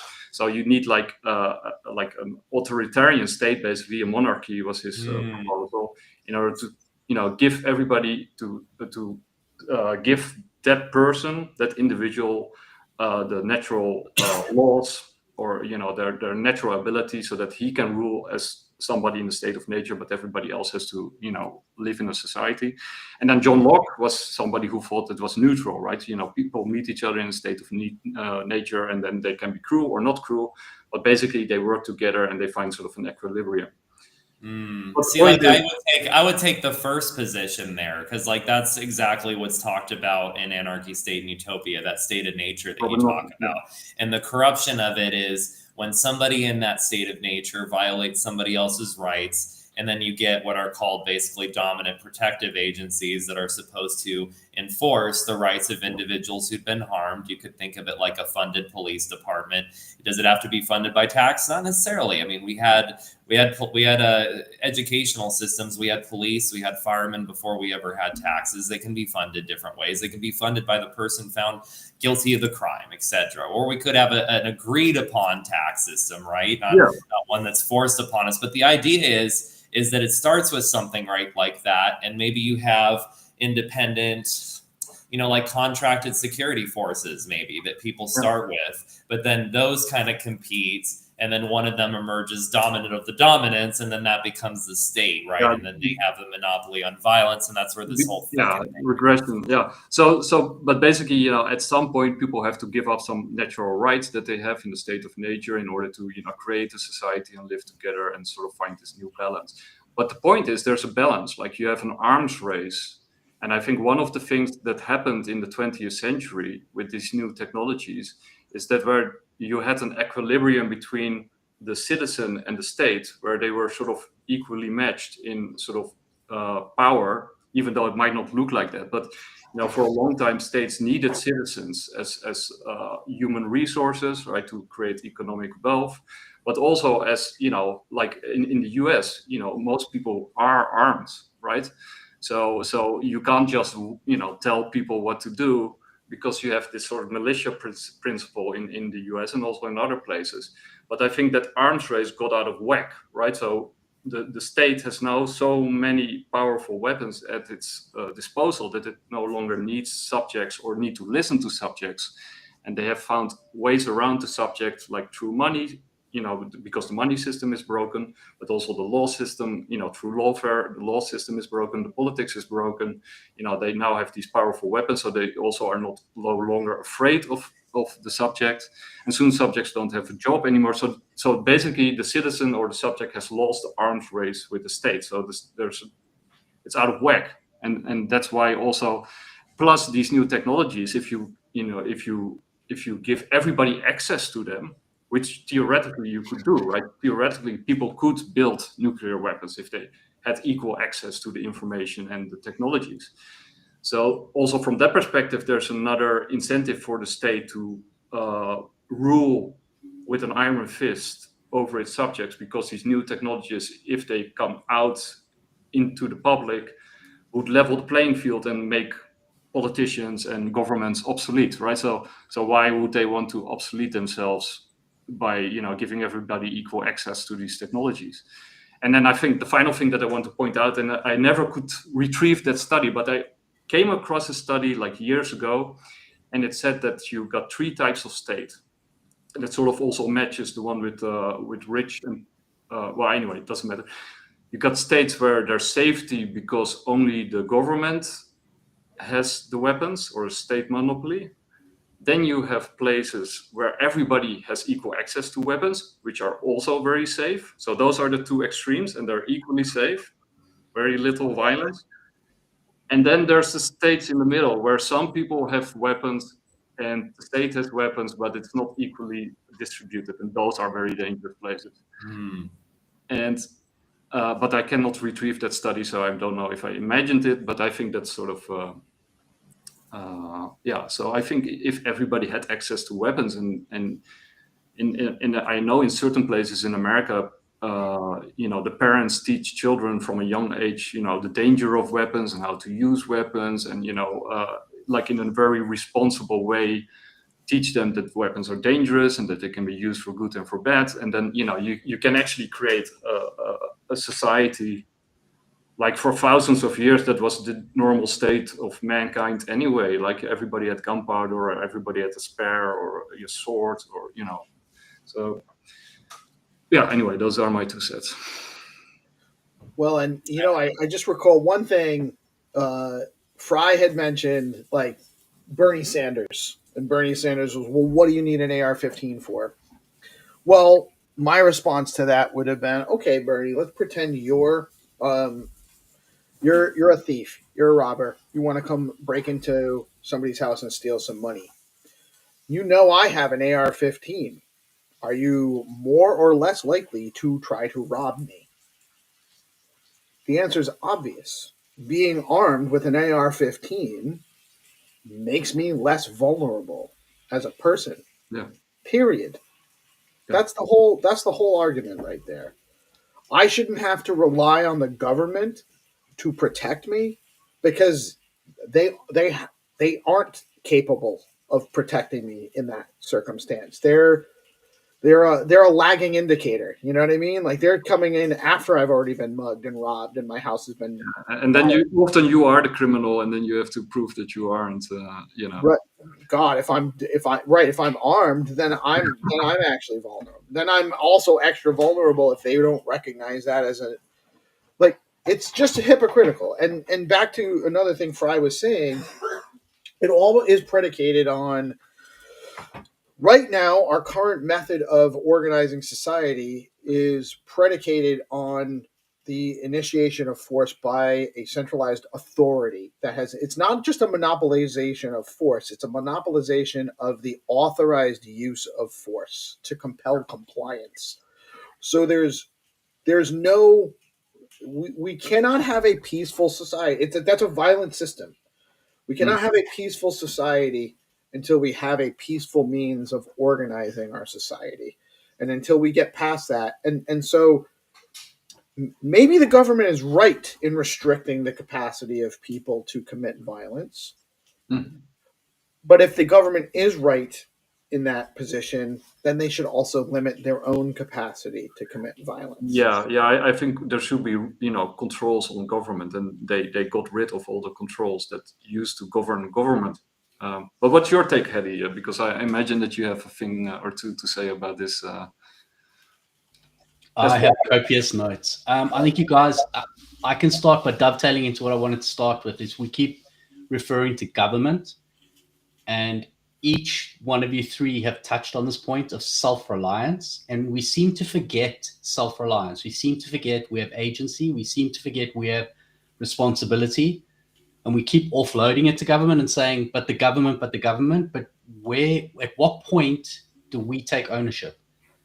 And that's what we've seen happen around the world with Nepal and people, whether you agree with them pushing government, whether you agree with them coming in, it happened in the US as well, whether you agree with what they've done, it's about agency, and it's about us being reliant on ourselves and then coming back to community and being reliant on community. And talking about the collapse of everything in financial institutions, that's us giving away our reliance. So when was it that we gave away growing our own food? When was it that we gave away all of these things? So through legislation, we've allowed it through convenience and because we've made money. And when we talk about jobs being lost, I'm going through the whole thing. When we talk about jobs being lost, that's also us giving away our reliance. So we say the financial system is blowing up. We need to print money. We don't need to print money. What we need to do is we need to take the pill, and we need to be self-reliant, and we need to start from the beginning again and say, you know what? All these other people may have done the problem, but we have to start with ourselves. We have to take ownership, and we have to build ourselves forward again. And as long as we live in victimhood and blame the other person, we're never going to get out of this. We're just giving them to bankroll again. I'm the victim. Please bankroll me out of this. I'm the victim. Please bankroll me out of this. And we've built this mentality of that. And that's the issue at hand.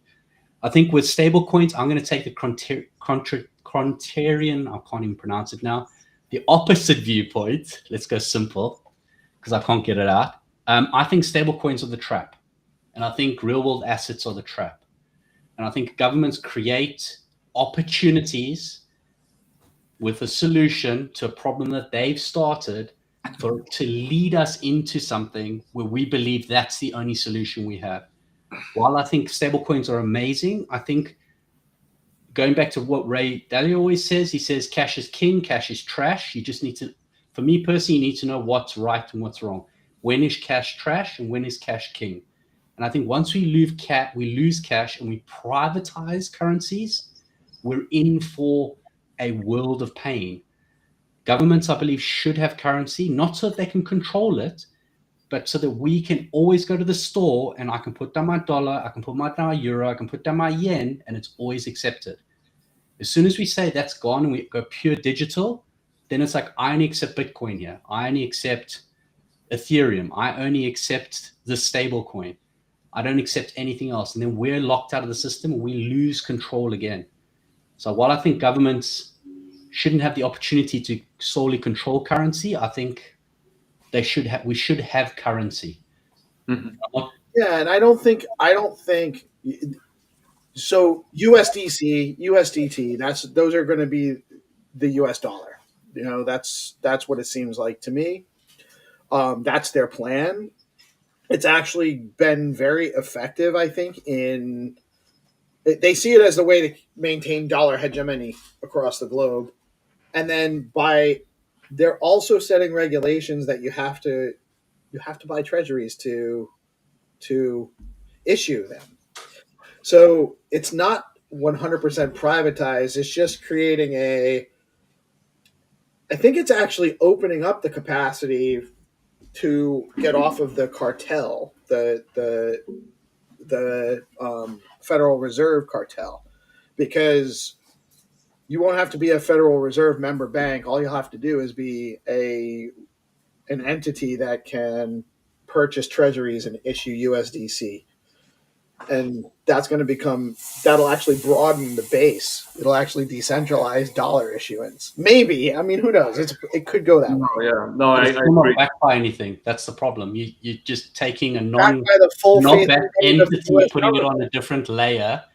I think the one thing that we maybe need to look at is looking out into the future. The question is, today we have the rails. Today they're privatized. What happens when it's on a government rail and they say you can't access this money? What happens when it's on a government rail and they say your passport that's digital now is no longer valid?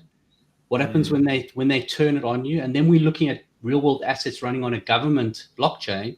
They can tax at transaction. So now because you have USDC, USDT, it's irrelevant. They're taxing at the point of transaction, which may be a good thing, but can also be, hey, tax is now 40% for you because we don't like you anymore. Or, hey, you've got 50% tax, and they just tax it. Right. So like a social credit system, basically. Well, and the problem therein lies with the current governance mechanism. It's not it's not the financial network. It's the governance model that is so subject to corruption. And but one of the things that Jeff Booth points out over and over again, the government is the way the government is because the money is broken. Right? Because if you can print the money, eventually you will corrupt the government, and you can corrupt law, and you corrupt society at large. Right? So if you can print the money at will, every government, no matter how well intentioned and how well founded, if it's the U.S. Constitution or I don't care which government it is. If the money is manipulatable, it will eventually go corrupt. That's over and over and over again through society. I mean, but if it's not, you can't fight deflation as well if you're a centralized economy. I think the point is what the gateways by which people are able to actually access the money, right? Because I think that that's a big potential problem, because we could have Bitcoin, we could have Ethereum, we could have whatever kind of decentralized entity, right? But we know that like inherently paying someone direct with Bitcoin, to try to like scale that into like a payment system, that's recognized by MasterCard or something to buy a soda at a store, right? There's some middlemen that I guess have to get involved, in those middlemen and the ethics by which they run, and whether we're even able to trust them to be fair or to not tax us, etc. There's a lot of power we give up to that, right? And then we have, of course, the compliance issues and government's inherent involvement of who can even be involved in those types of systems, right? And so I did want to address something that Haddy, you were saying, because I love what you say about responsibility, right? And we offload these issues to government, and we don't take ownership of our own responsibility to kind of solve these problems. But there's also kind of another issue, right? Is we've also, and I say we as a society, right? We've already done that though, right? We've already given government so much control over our lives. I was talking about this hypocrisy on a previous show. The fact that the people who regulate us, the people who tell us what compliance looks like, what clean money looks like, what a good token is, right? They are some of the most corrupt people in the world, and they have us by the balls, right? We literally can't do anything in this space without their approval, or suddenly what we're doing is illegal or corrupt and this and that. And then we have to fight through legislation processes that have already been previously established to try to get rights that should be inherent to us. So this is kind of like my question to what you brought up. I agree, in the sense that I looked at people every day, many of them on Facebook, who just want to complain about Orange Man, who just say, we got to vote harder, guys. We got to vote all the Democrats into office now. Or, previously we just got to vote all the Republicans in, right? It's always like more government fucking involvement to try to solve these problems, because this is the system, right, that we've been put into. And I've been in this system myself, voting this way and that way for years. And I've just been like, how many more times do I have to recognize that we're not going to vote our way out of this, right? And you can go protest on the street. That's fucking pointless, right? Like, what is it really that you can do at the end of the day? Because, like, I mean, I was a veteran. I served my country. I was at one point somebody who signed on the dotted line that if a bunch of politicians told me to go die for our rights in another country, I was supposed to go do that and be okay with it, right? That's where I've come from, that point to this, to where I don't even live in America anymore. I'm in Georgia. I am trying to escape that system completely. When the time comes, I'd be perfectly willing to renounce my citizenship, because I did not see any way to stay in America and solve the problems that we're having. In my view, it is total annihilation coming. It is economic collapse. And there is a different kind of collapse that's already happening. It's a collapse of society on a fundamental, a personal level, where people are just so toxic and depressed and unable to change anything. I love the idea of personal responsibility, because we even said that in the military, right? It's not supposed to be someone else's fault. It's supposed to be yours. You're supposed to take ownership of it. You didn't fail because your team wasn't ready. Well, it was your team, right? You were leading this team, so it's your fault. You still weren't here on time. I don't care if your child was lagging behind. I don't care if the bus was late. Why didn't you leave 4 hours early if you could not guarantee that you would be here on time? Like, this is kind of like the mentality like that was ingrained in me in the military, and that I treat my business and personal interactions with to this day. People have a hard time pleasing me often. But my point is, this is my mentality, and I could not find a way to even survive in America in the way that I wanted to, and to be free. So what does it look like? And I'm not trying to press you in this. Like, I just want to know, like, from you, Haddy, from the rest of you guys, like, what does it look like to actually challenge these systems and take that ownership when they have us by the fucking balls? I mean, I don't know. I couldn't figure it out. If I could real quick, just because I got to jump, but to answer that, what does it look like? Honestly and wholeheartedly, I believe that really, it looks like just focusing on your own personal stuff, paying less attention to that distraction. Because when you pay a lot of attention, and we talk about it a lot, it's hard to do because it's a lot going on there, but paying it attention gives it power. Making, so I think part of that is it's about self-responsibility. Just do that. Pay attention to yourself. Pay attention to what you are doing. What can I do to make this situation better? And maybe it is getting more involved locally and paying attention at that level.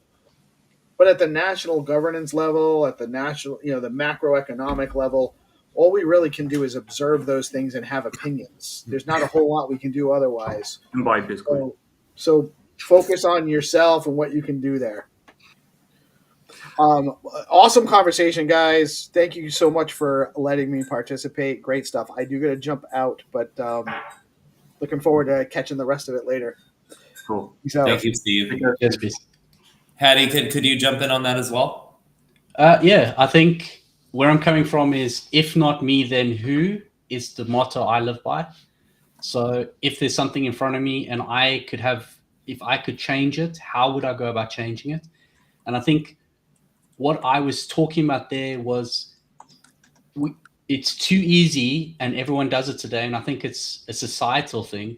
It's too easy to fall into victimhood and into, oh, woe me, and I can't change it. And one man is an island, and I can't, you need a team. I think it's, for me personally, it's about what's in front of me that I can change. And I think it's about communicating that effectively. It's about educating yourself and then looking at it. When you say the government has us by the balls, I don't think they do, because those same people who are dictating to government and those same people in government have the loopholes. We can play by the same rules. The difference is understanding what those rules are. And that's by observing what they do and following what they do, and then calling out when that doesn't align with the values and the ethos of the culture I'm in or the country I'm in. Is this what we want to be seen by the rest of the world? Because again, you're in the US, Nick and I are in Europe. I think it's about taking responsibility. And yes, I'm in Georgia now. I was in America, but yeah, I hear you. I left. Yeah, I left the country, but I am an American still. Yeah, but please continue. Sorry, I'm still listening. So I think the thing we look at is where you're alluding to is we sit in a position whereby everything in front of us is dictated to us. I was playing with a thought today around this. We're given processed knowledge, whereby it's neatly packaged, it's not nutritious, and we believe this Kool-Aid that's been given to us that we cannot change. Even though there's societies that are doing that as we speak. 3 or 4 countries have done it by themselves. The youth have taken over and they've decided that they've had enough. The difference in our countries is we just let them and go, well, I have something to lose. I have skin in the game and I don't want to lose it. And that's where it comes to. I have skin in the game and I don't want to lose. So understanding and educating is the only way we can do it. And I think we can use the exact same tactics they use against us. If we want to say to them and us, we can use the same thing to change it.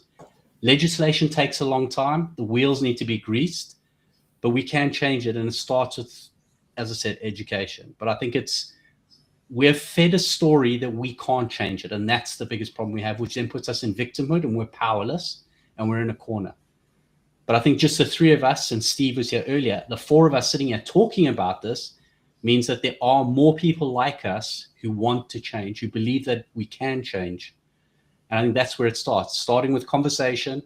As much as they try to censor, as much as they try to stop us, is to have these conversations. And I think that's what we are trying to do, is make a change by having a conversation and saying we're not victims, we can change it. And this is how we think we can change the system. And this is what we think is better. Doesn't necessarily mean it is better. We need more input. Yeah, and I totally agree. And also what you said earlier, like people have to feel the pain first before they sort of wake up to the reality.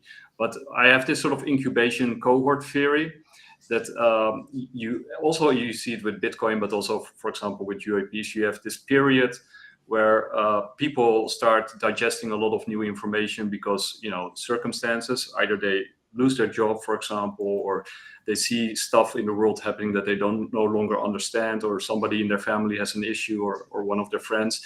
And then they start, looking at things in a different perspective, consuming information around it. But that's sort of the incubation period. And then they start talking to their friends, but in private, not in public yet, because it's sort of like you can't go there, and it's sensitive, and people react violently or aggressively to what you say. But with each sort of disturbance or a disequilibrium in the system, a new cohort of people wakes up, right? And they become aware of these issues, and they start talking to their friends in private. But after this incubation period, this sort of bubble bursts, and this information goes public, right? Because then suddenly enough people have been talking about it in private or have been hit by the disturbances, and they take up this conversation. So it spreads very quickly. It becomes small, and then, after a couple of years, it sort of spreads. And you see it with UAPs, you see it with Bitcoin and crypto, and you will see it with AI. So we're sort of the incubators of those ideas. So I think like Haddy says, I think there is hope, and I think more and more people are waking up. And if you compare the amount of people that are now talking about it and also the way that they articulate it, it's much, much better than it was like a year ago or 2 years ago. So it's spreading quickly, and it has to reach this sort of critical state.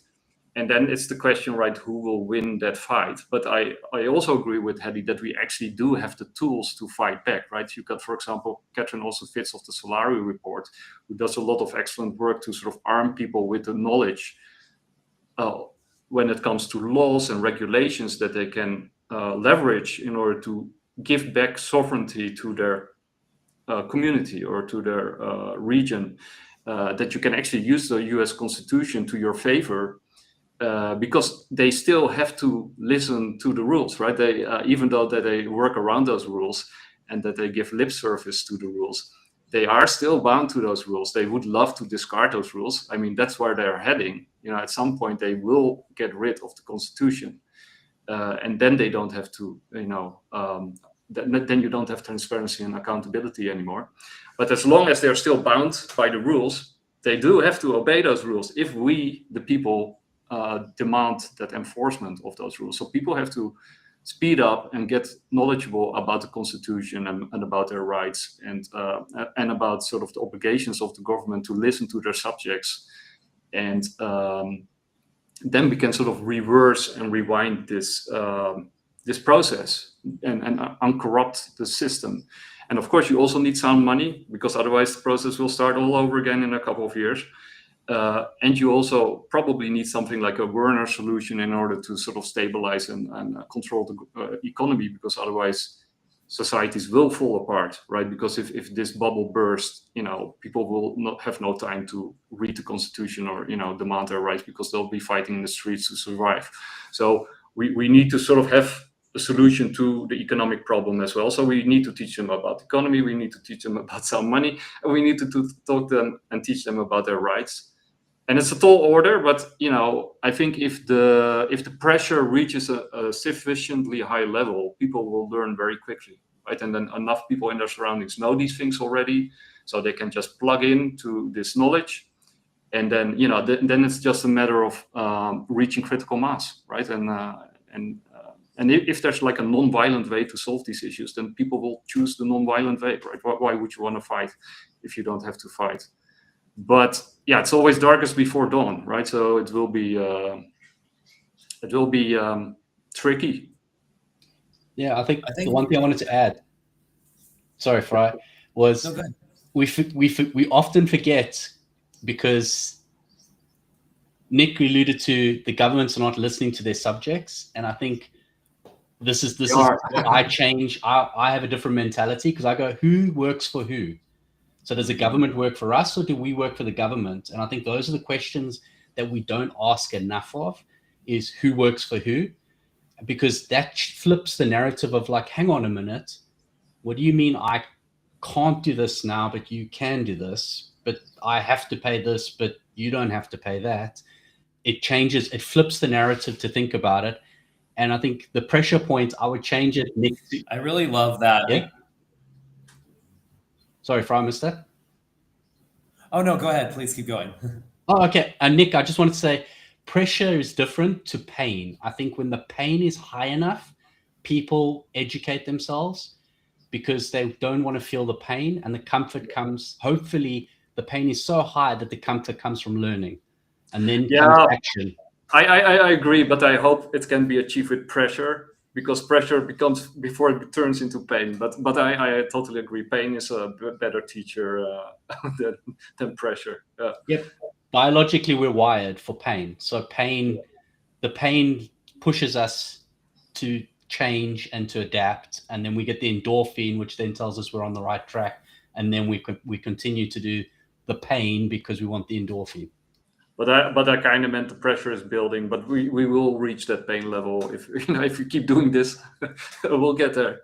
No worries. Critical pain, maximum pain. I wanted to first of all, like everything you guys are saying, I love it. It's wonderful. I want to come back to what you were saying, Haddy, a few things, because like, first of all, to really address this problem, it has to start with our language, right? And you talked about like having discussions about this. The fact that we can even talk about it is profound. And in like my soon to be ended relationship with my ex-wife, like we couldn't have discussions anymore.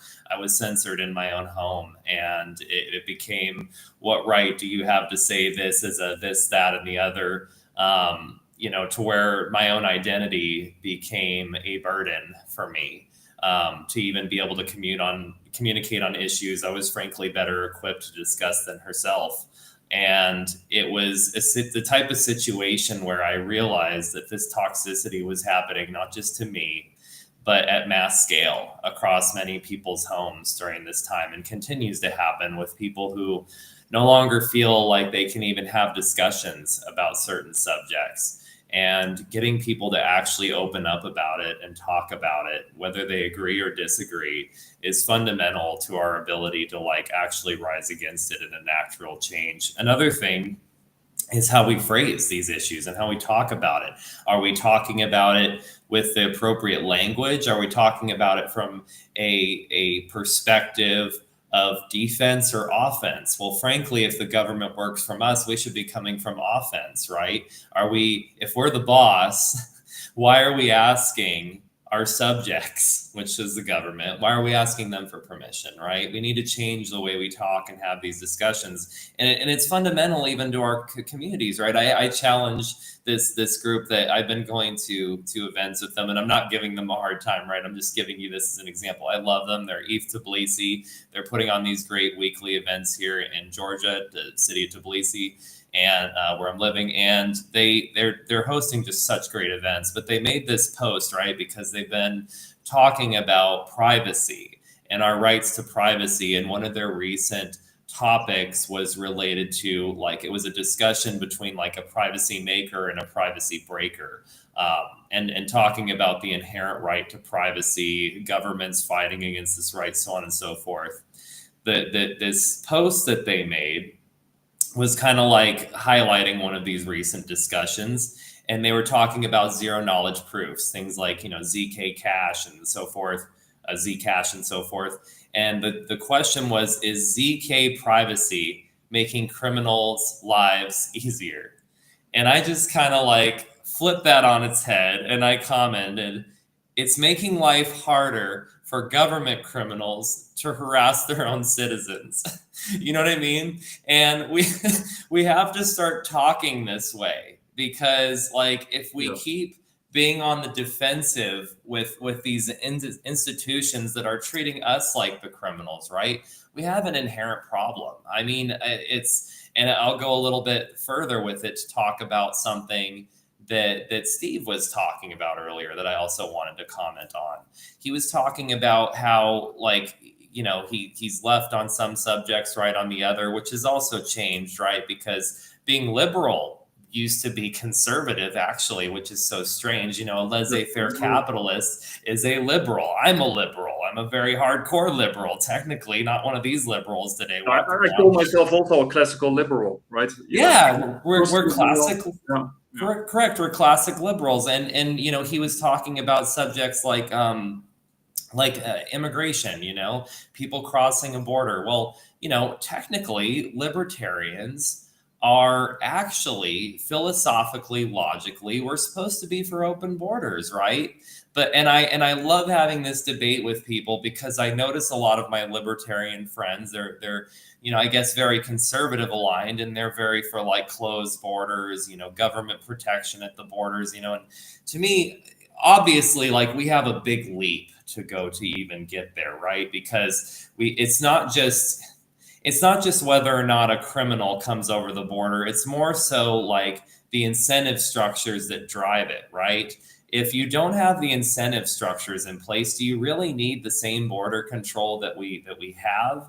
If a person couldn't come over a border and just literally like be a drag on the populace, get free benefits, get put up in a sanctuary city with their own debit card, even be put into houses, like some Democrats trying to enact things like this to give them free housing and stuff. I mean, if there wasn't this toxic incentive to do this, we wouldn't be driving this many people who are coming here just to take advantage of resources. And that's the first thing, right? If we didn't have this backwards drug policy where we actually incentivize trafficking dangerous drugs and even weapons and other things across our border, if we didn't have these oppressive laws in place in the first place, the incentives wouldn't be there for it to happen in the first place. And then you could literally say, I'm sorry, but why do you have to brand me like cattle with the social security number? Why do I need a driver's license? Do you get to assume that I'm a criminal just to cross this invisible barrier when God created this planet, the universe, whatever?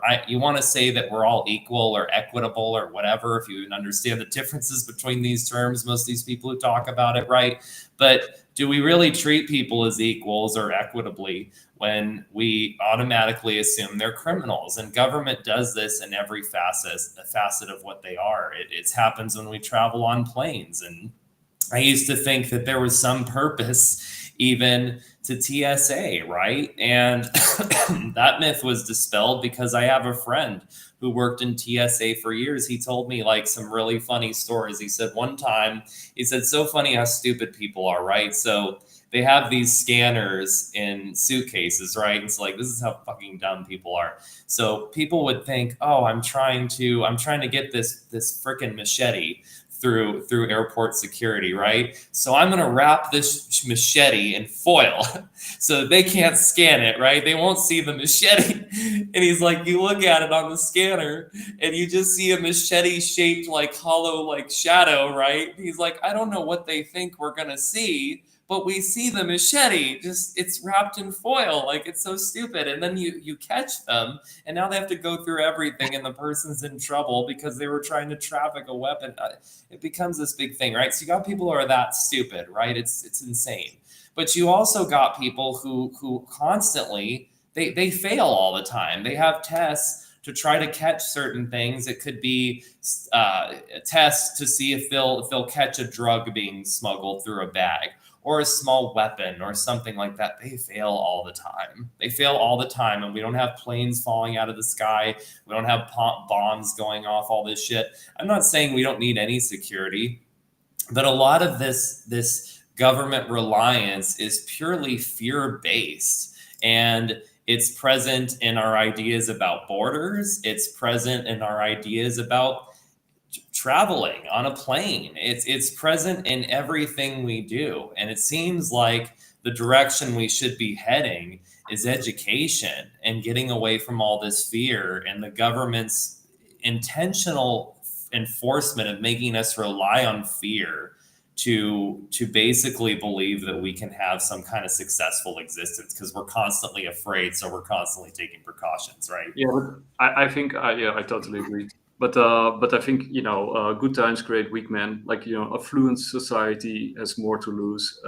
We are very safe, and then you also start watching things that or start thinking about. You have the luxury to think about things that can go wrong. So you start imagining all the things that can go wrong. But I think also by the way, what you said earlier about Zcash, I think you could also just make the point, like, what Solari report and Catherine also fits are also fighting for is just the usage of cash, right? Because they're trying to eliminate cash, like regular cash, like what Steve was also alluding to, which is completely anonymous. And drug traffickers are using it like a mass, right? So we already had Zcash and we already had Monero. We had it in our pocket, like in our wallets, right? So, and it was perfectly fine, and society worked perfectly okay, and there was nothing the matter. So we already proved that it can work and that it's not an issue. And then secondly or thirdly, I think what one of the things that makes it so hard to rein in government is that you have different kind of game theories, right? You've got the game theory of Bitcoin, that sovereign states are gonna mine it and own it because they have this huge debt problem that they have to solve. But secondly, you also have different kind of game theories going on at the same time, right? I think you got a game theory going on with AI, you got a game theory going on with space, you got a game theory going on with UAP technology, and you got the game theory going on where they are fighting each other and are in conflict with each other, why they're why they're doing all this stuff with us, because they're trying to get us in a fear mode, because then we're easier to control. And they need a controlled society because they're in competition with China's in competition with the US and Russia and Iran. So they want their population to be fearful and afraid of these different societies, because that's another thing that we haven't even touched upon. But you got a lot of fear that's based around religion, about culture, about each other, right? And when you actually look at those societies that we're so afraid of, it turns out that the people living there are actually pretty nice people, and they're pretty okay, and they're not as dangerous as our governments are make them out to be. Like Iran is there's a lot of really nice, decent people in Iran. I would say like the vast majority of Iranians are very well educated and very nice people. So why the hell are we afraid of Iran, right? So or Russia, or fill in the blank. Or vice versa. Totally. Or America. Totally. I had this experience recently. I was dating a woman here in Georgia who was very racist against Turkish people for so many reasons I don't have the time to really go into today. But it rubs off on you when you have someone telling you this negative crap over and over again. Yeah. And I had a short stop in a Turkish airport. It was actually in Istanbul. And it was I happened to be in the very crowded airport. My layover got extended, and I had a couple uncomfortable experiences, and I can almost feel my mind going that direction, right? And I talked to my friend about it, who had recently gotten back from Istanbul. He actually met up with a dev friend of ours that we used to work with a while back and had this great time. He went out to the clubs there. He said it's crazy because the way we're indoctrinated in America to kind of think about Turkey and even other countries, right? Why would you want to go to another country? America, you want to learn U.S. history. We didn't spend a lot of time really focusing on geography or other countries and other countries and their political beliefs and systems. We spent some time, but not enough to really know where this country is in relation to this one. But Turkey, I feel if you've ever seen Midnight Express, that's kind of what my perspective of Turkey was as a whole, right? Pardon me saying, I'm not saying this as this is how I feel. I'm saying it's the perception of what it is. It's like a shithole country, so to speak. That's what they do. Perception management is a very big part. Public relations with Edward Bernays, the nephew of Freud. They turned that into an industry, right? And also when when they do the development of new products, and they have these sessions which are basically based on Freud's free association, where people sort of tell what comes to their mind when they look at a vacuum cleaner or whatever. Yeah, and then they use this knowledge against you, right? They weaponize this knowledge against you to sell you vacuum cleaners that you don't want to have. So, and the same is what they do with populations, and I think that's why the CIA is so much involved in Hollywood, and why they make tweaks to scripts, because managing the public perception is key, right? That's super important. Walter Lippmann also mentioned that. He was a nice guy, but he also mentioned that perception management is key for governments and societies, and And that's, people have to become aware that that is the case and that it's happening, and it's not all bad and it's not all done on purpose, but it is something that you have to be aware of, that and you have to step outside of that bubble in Correct. order. And it's hard to get out of that bubble, because if you don't watch TV or you don't watch the movies, if you understand that this happens in Hollywood, well, you're still going to be influenced by other people who do. Right. Yeah, And my friend's perspective was basically this, I'm telling him about this bad experience. Like, I just had a nightmare experience just on a layover. He's like, don't let that like taint your perspective of the country. He's like, I was there. I met a bunch of really wonderful, amazing people. Any place can have their backwards beliefs or their problems with government, just like America, right? It doesn't mean that the individuals who live there are all that way. And it reminded me to be careful about who I allow to be into my life, because like I'd spent some time with this woman, and some of her hateful beliefs, whether or not I was aware of it or not, were starting to influence me in some way. And it's definitely very problematic for sure. Yeah, and then even, in case, for example, your wife, I don't know her, but, I've also met people like that, but they are actually also victim to this sort of brainwashing that's destroying their own lives by sort of adopting. She listened to a lot of TikTok too. Yeah. So that's also an issue, right? So like Graham de Penrose pointed out, like everything, basically they don't want to wage war because it's too tricky and too dangerous with these kind of weapon systems. What they want to wage is like war against their own populations, because that's kind of safe, and you can manipulate them on almost every level at the same time. So every aspect of life is being weaponized against us, and like an ideological battle rather than just a physical one. And financial and educational, like it's like every domain is being weaponized, and people have to become aware of that fact. And technology is also being weaponized against us. TikTok, for example, like you just mentioned.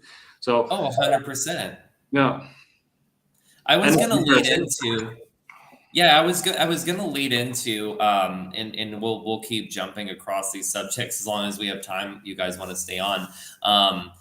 We were going to talk a little bit as well about some political leaders globally. So, there was a couple interesting things, because again, we don't want to be relying on governments. We want to be relying on individuals. And I think, Haddy, to your point, this is more evidence of that fact, right? Because we make heroes out of different people. We endorse different people for different reasons at different times. A big influence in me becoming an anarcho-capitalist was actually Javier Milei, and that's its own kind of story that I'll just touch briefly. When I came into crypto, it was back in 2020 during DeFi summer.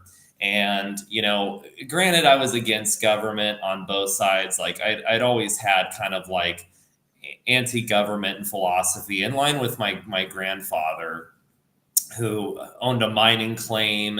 He had a bunch of hidden assets that he kept from the government. He struggled with them left and right.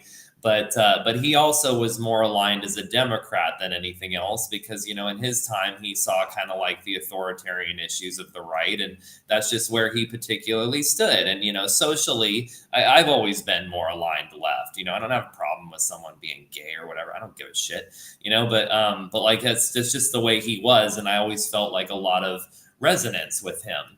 But he always had these kind of like government issues growing up, and like I always kind of like aligned with him.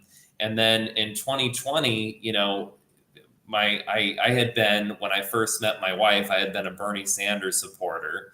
I wasn't sold on Biden at all, because I knew about him from back in the rave days when he was introducing like the Rave Act, which was basically all about coming after promoters for things that guests would do at the shows. So somebody overdoses on Molly, suddenly I'm responsible as an event host for hosting the event. To me, it was very authoritarian, and just one more way that they were trying to prevent us from free expression. You know what I mean? So I never liked this guy. But like I had 5 years to kind of watch what Biden was doing to the country, to see like what atrocious hypocrites the left was, and to also recognize that I was not aligned with these son of a bitches at all. And I did not know why. I had been so convinced that I ever was. I mean, I was like, if you're against government, they're for government, they're for more government. What are you doing? Like, it economically didn't align with me. And I started to realize, or like philosophically didn't align with me, but I also didn't understand economics then. And then I started to realize once I learned economics that most other people who are involved in politics don't even understand economics. But this all started with a fucking meme coin. Okay. I was looking for the next big win, and I had just heard about Javier Milei, and I had actually heard about him on the Tonight Show, and how he would show up with a chainsaw and talk about cutting down government spending. But he's like this, what they'd sell as like an extreme right-wing anarcho-capitalist. Like, my God, this guy's worse than Trump. And I was like, I took interest. I'm like, who is this guy? He's got his wild hair and he's talking about these leftist sons of bitches. Like, it's just such a character. I just took interest. I couldn't not, And I discovered shortly after he won that there was a token project called Milei, Monetary Implementation of Libertarian Economies and Ideologies. Like, it was so cool. And I was like, this is really interesting. And the token was at like 10K market caps. I threw $1,000 at it, right? I mean, I had some really good plays. And I was like, my God, there's no way that this doesn't blow up. The guy's going to be inaugurated in like a week or two. People are going to be jumping into this. And I remember when I bought it, somebody said, who in their right mind would throw $1,000 at a meme coin? I'm like, people are going to throw a lot more at it really soon. And I shit you not, there was a period when Trump and Milei were shaking hands. That token hit 5 million.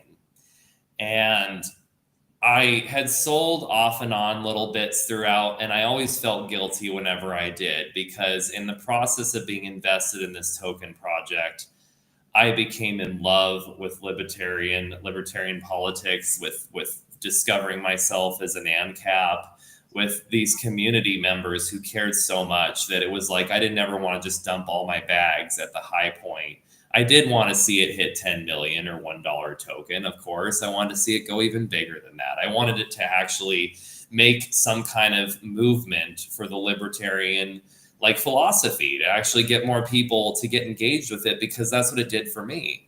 Is I came in being like, I'll be able to sell this because it's just a bunch of Trump loving people I can dump on when I'm ready to. And that was not how I felt at the end of it. I was like, this is a community of people that I respect and I don't want to hurt them. And I did sell eventually. I made like 55 grand. So, I mean, I did make a lot of money, but I mean, I could have made a lot more. And I actually like learned a lot about myself and found quite a hero in Javier Milei. And I preface all this because I'm very disappointed by what his presidency has actually been. And if I start to go quiet, let me know, because I'm going to have to charge these up for a minute after I finish, and I'll let you guys talk on this for a bit. But, I'll start with this. So Javier Milei won hearts with Rothbard quotes and anti-central bank fire. But after taking office, he signed a $44 billion IMF deal, approved beef for dollars diplomacy with the U.S., and backed state surveillance and centralized crypto token plans. His free market campaign now looks more like authoritarian compromise. Libertarian branding met statist execution.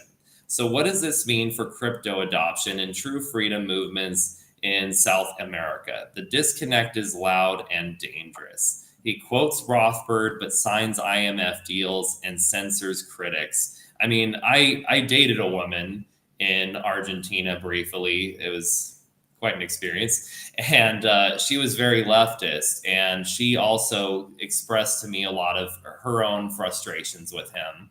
And I always have been the type of person that I can disagree with you politically. If we can have a discussion, we're good. I respect people and I love hearing ideas, and it never was a burden for us to have this political difference. But one thing that relies on the belief in the free market principle of free speech, because it's not just about free trade, but like our words, our ability to exchange these words right now and not charge anything for them and not require government to come in and say which words are okay, which words are not. These are all free market principles. And I'm sorry, but you could be a communist, you could be whatever. If I believe that you need to be censored, then I'm not really truly believing in free market principles. And this was kind of the crux of what she was talking about, is that he's censoring his critics, which isn't very free market of him.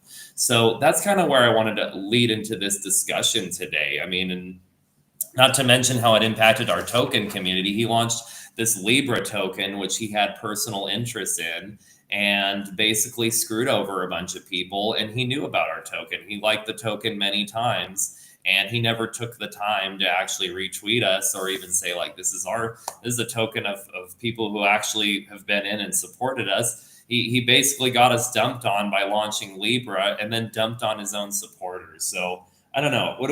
I think that plays into what you're saying, Haddy. Like, we can't trust these people because there's nobody we can really put up as our Jesus to come save us, right? I don't think it's about a savior. I think if we put all of our control and our ambitions in another, then we're setting ourselves up to fail. So, and the story there, which is left with Nick, it's the same as Africa. So I've seen the story play over and over and over again, and it's exactly the same that's played out in South America, where the big story is they're going to save you, they're going to make everything better. And then, I mean, a classic example is South Africa. ANC came in, whirlwind, everyone loved them. They were the heroes of the entire globe. They stopped apartheid. And now look at the country now. It's literally gone only one way, even though it's still the largest economy in Africa. Yeah. It's crazy. I mean, even Johannesburg, the capital, not the capital, sorry, the biggest city, it has, as far as I remember, has larger economy than other countries in Africa. Wow. It's that big. Like, that's how much money they're making there, but it doesn't function. So no, yeah, I think the Messiah complex or the Savior complex is actually a big also in the West, right? As a rule. That I think that's basically what we already touched upon many times, like the dependency, and that people outsource their agency and responsibility to somebody else or some institution or government or group, and in order to save them, right? So, and that we give them our agency or our money or our time or energy, and then we think things will be magically fixed because we can't do it ourselves.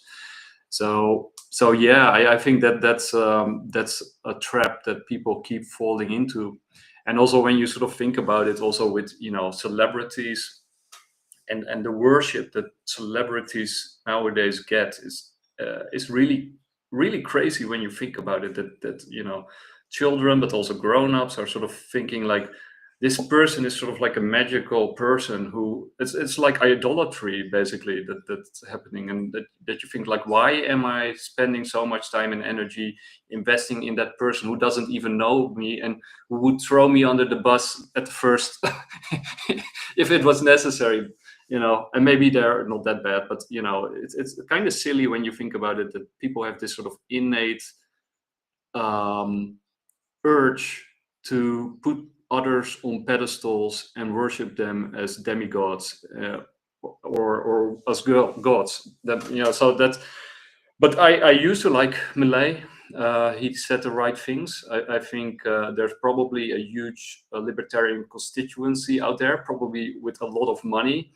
So he wanted, of course, to get rid of his leftist opponents. So if you use a chainsaw, I mean, that's basically also what Elon did with Doge, right? If you cut them off at the root, at the financial root, you get rid of a lot of opposition. And you use libertarian arguments to get people to play along, and then you're set. Your group is set, right? So I think it was a smart play, and I think he's probably not completely opposed to libertarian ideas, but he's way more a conservative. And not conservative, yeah, so sort of like the bad kind of conservative. And he also put, he lent out the gold to London, which was also like on red flag. And I think Fry also mentioned, working with Palantir. So the way I look at South America and what's happening there, because you also have El Salvador, and there's a lot of other groups and countries that are sort of behind the scenes are very positive about Bitcoin. And Milei was also positive about Bitcoin, but he sort of made the argument that you have to have this step in between in order to move to a bit, which was probably nonsense, but many people followed his logic. But I think you basically in the West have a big fight going on between the left statists, let's call them what they are, and the right statists. And the right statists, they promote strongmen like Orban in Hungary or Milei in Argentina, and they're allied with Trump. So you got Team Trump on the right, which is aligning these countries, and the countries that are not listening, like Venezuela, for example, which is clearly a leftist statist country, are being invaded because of a drug problem, which is much bigger in Mexico than in Venezuela. It's not a drug problem. There's a reason for it. Yeah, that's what I mean. Like it's nonsense, right? So it's basically a coup. That's what it really is, and a message to everybody who might think that they also want to rebel against new policies from Washington. But I think they're trying to align Europe, but mostly South. And there was actually also I saw yesterday I saw an episode from Fat Guy Joseph Wang, who does like a weekly sort of recap of macro news, and he mentioned that I think Trump or the White House put out sort of like a bulletin on Europe, and that in that messaging from the White House, they actually said that they will work with groups in Europe in order to change. What was the wording? I forgot the exact wording, but to paraphrase, to make things move in the right way. So basically, what you got here is like classical Cold War situation where you got the BRICS on the one hand, and US and its allies on the other hand, and you got realignment wars going on all over the place. And that's what's happening. And they want South America. I think they want Canada, South America, and Greenland, and then an alliance with Russia. And then you have a circle from North to South Pole, which is allied. You can launch spaceships up and down. You have got all the resources, all the energies, all the rare earth minerals. You got the knowledge and the expertise from Russia and the resources, of course. And if you have Russia and Canada and Greenland, then Europe has to follow, because otherwise they're sandwiched, that there's no alternative basically. So then you isolate China, and it's like a 3-part game. So if it's always 2 against 1, so now it's Russia and China against the US, but then you isolate China. So I think that's what's really going on with Milei. Is he's a puppet, he's a Washington puppet, and they got a nice packaging, a libertarian packaging, but they discard the packaging as soon as they are in power, and that's it. That's my take. Yeah, I think they're doing exactly what China is doing. Is they're trying to increase their area of influence, and they're making sure that South America stays in their area of influence. Yeah, it's their backyard. Correct. And Venezuela is more about oil than anything else. True. So the US has light crude oil and they have heavy crude oil. And this is the problem. And the US doesn't want to bow down to Russia. So Russia being the next one, and they don't want to bow down to the Middle East. But if they have an oil well in their back garden, why would I go anywhere else? I will just make sure that my area of influence is here, and I can go fill up my car whenever I want. It's very easy to go across and just fill the car up and bring the car back. So I think that's keeping the other states in South America in line means that why is this one not in line when everyone else is playing nicely? Yeah. Like, why are you the odd one out? So it's about encircling somebody. And I think the big. I'm still writing this piece. I started like months ago, but I still haven't finished it. But it's sort of, I just thought sort of the idea behind it. But I think for me, sort of there were 2 sort of giveaways, right? The first one that he was saying that Canada should be annexed, and that was like, wow, why you hear a U.S. president saying something like that? It's like, wow, it's like mind-blowing statement actually. And then the second one was that they renamed the Gulf of Mexico the Gulf of America. I think that sort of tells it. That tells the bigger plan, right? So that will be their inner sea. It's filled with rare earth minerals. Then you want everything around the sea to be at least in your sphere of influence, and everybody has to bow down to the policies from Washington. But then Venezuela is, of course, the biggest roadblock there, and also a Chinese vassal state, plus loaded with crude oil, like you say. So then you do a regime change, classic regime change, right? If somebody doesn't listen. So, and Milei is already sort of on board. El Salvador is also on board. And then El Salvador is, of course, an interesting case because they do have the closest thing to a Bitcoin standard that you can get. So that's an interesting case in itself. And then there's a lot of other countries who are sort of saying that they are making positive sounds towards Bitcoin and stable coins. And, so that will be, I think, South America will be the new Europe in a couple of years, and Europe will be the new Middle East in a couple of years. So the problems from the Middle East will, and I think Ukraine will be the new Israel, weaponized to the teeth if Russia can't, destroy it in time. So that's sort of the new layout of the land, and that's the great game that's being played right now underneath our noses. Yeah, well, crypto and stable coins are playing against BRICS. That's what the US is doing. Sorry to jump in there, Fry. They're trying to counteract BRICS. And that's why China, of course, says stablecoins and RWA are very dangerous. They are, of course, but they're especially dangerous to China because they can't control it. And if everybody pours into them, it's like they finance U.S. Treasuries, and of course Bitcoin is also part of Tether, and these other. So it will be Treasuries, U.S. Treasuries, gold, and Bitcoin, right? So and that's the counter argument for the other side. Yeah, US can't control BRICS, so it's these two. We need a bridge.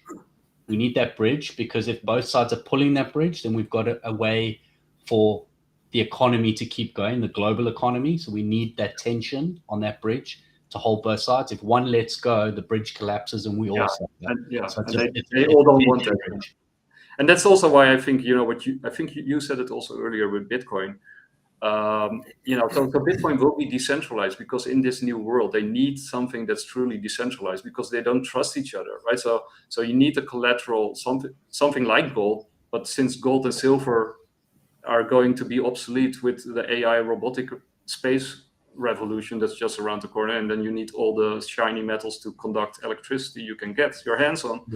Gold's finished, silver's finished. It's all in an asteroid that's going to come past us. We're going to go mine the belt. So Bitcoin is going to be the most. I've said it we had the conversation. For us to be spacefaring nation or a globe, like a planet, to be interstellar, we need a way to communicate in monetary terms with each other.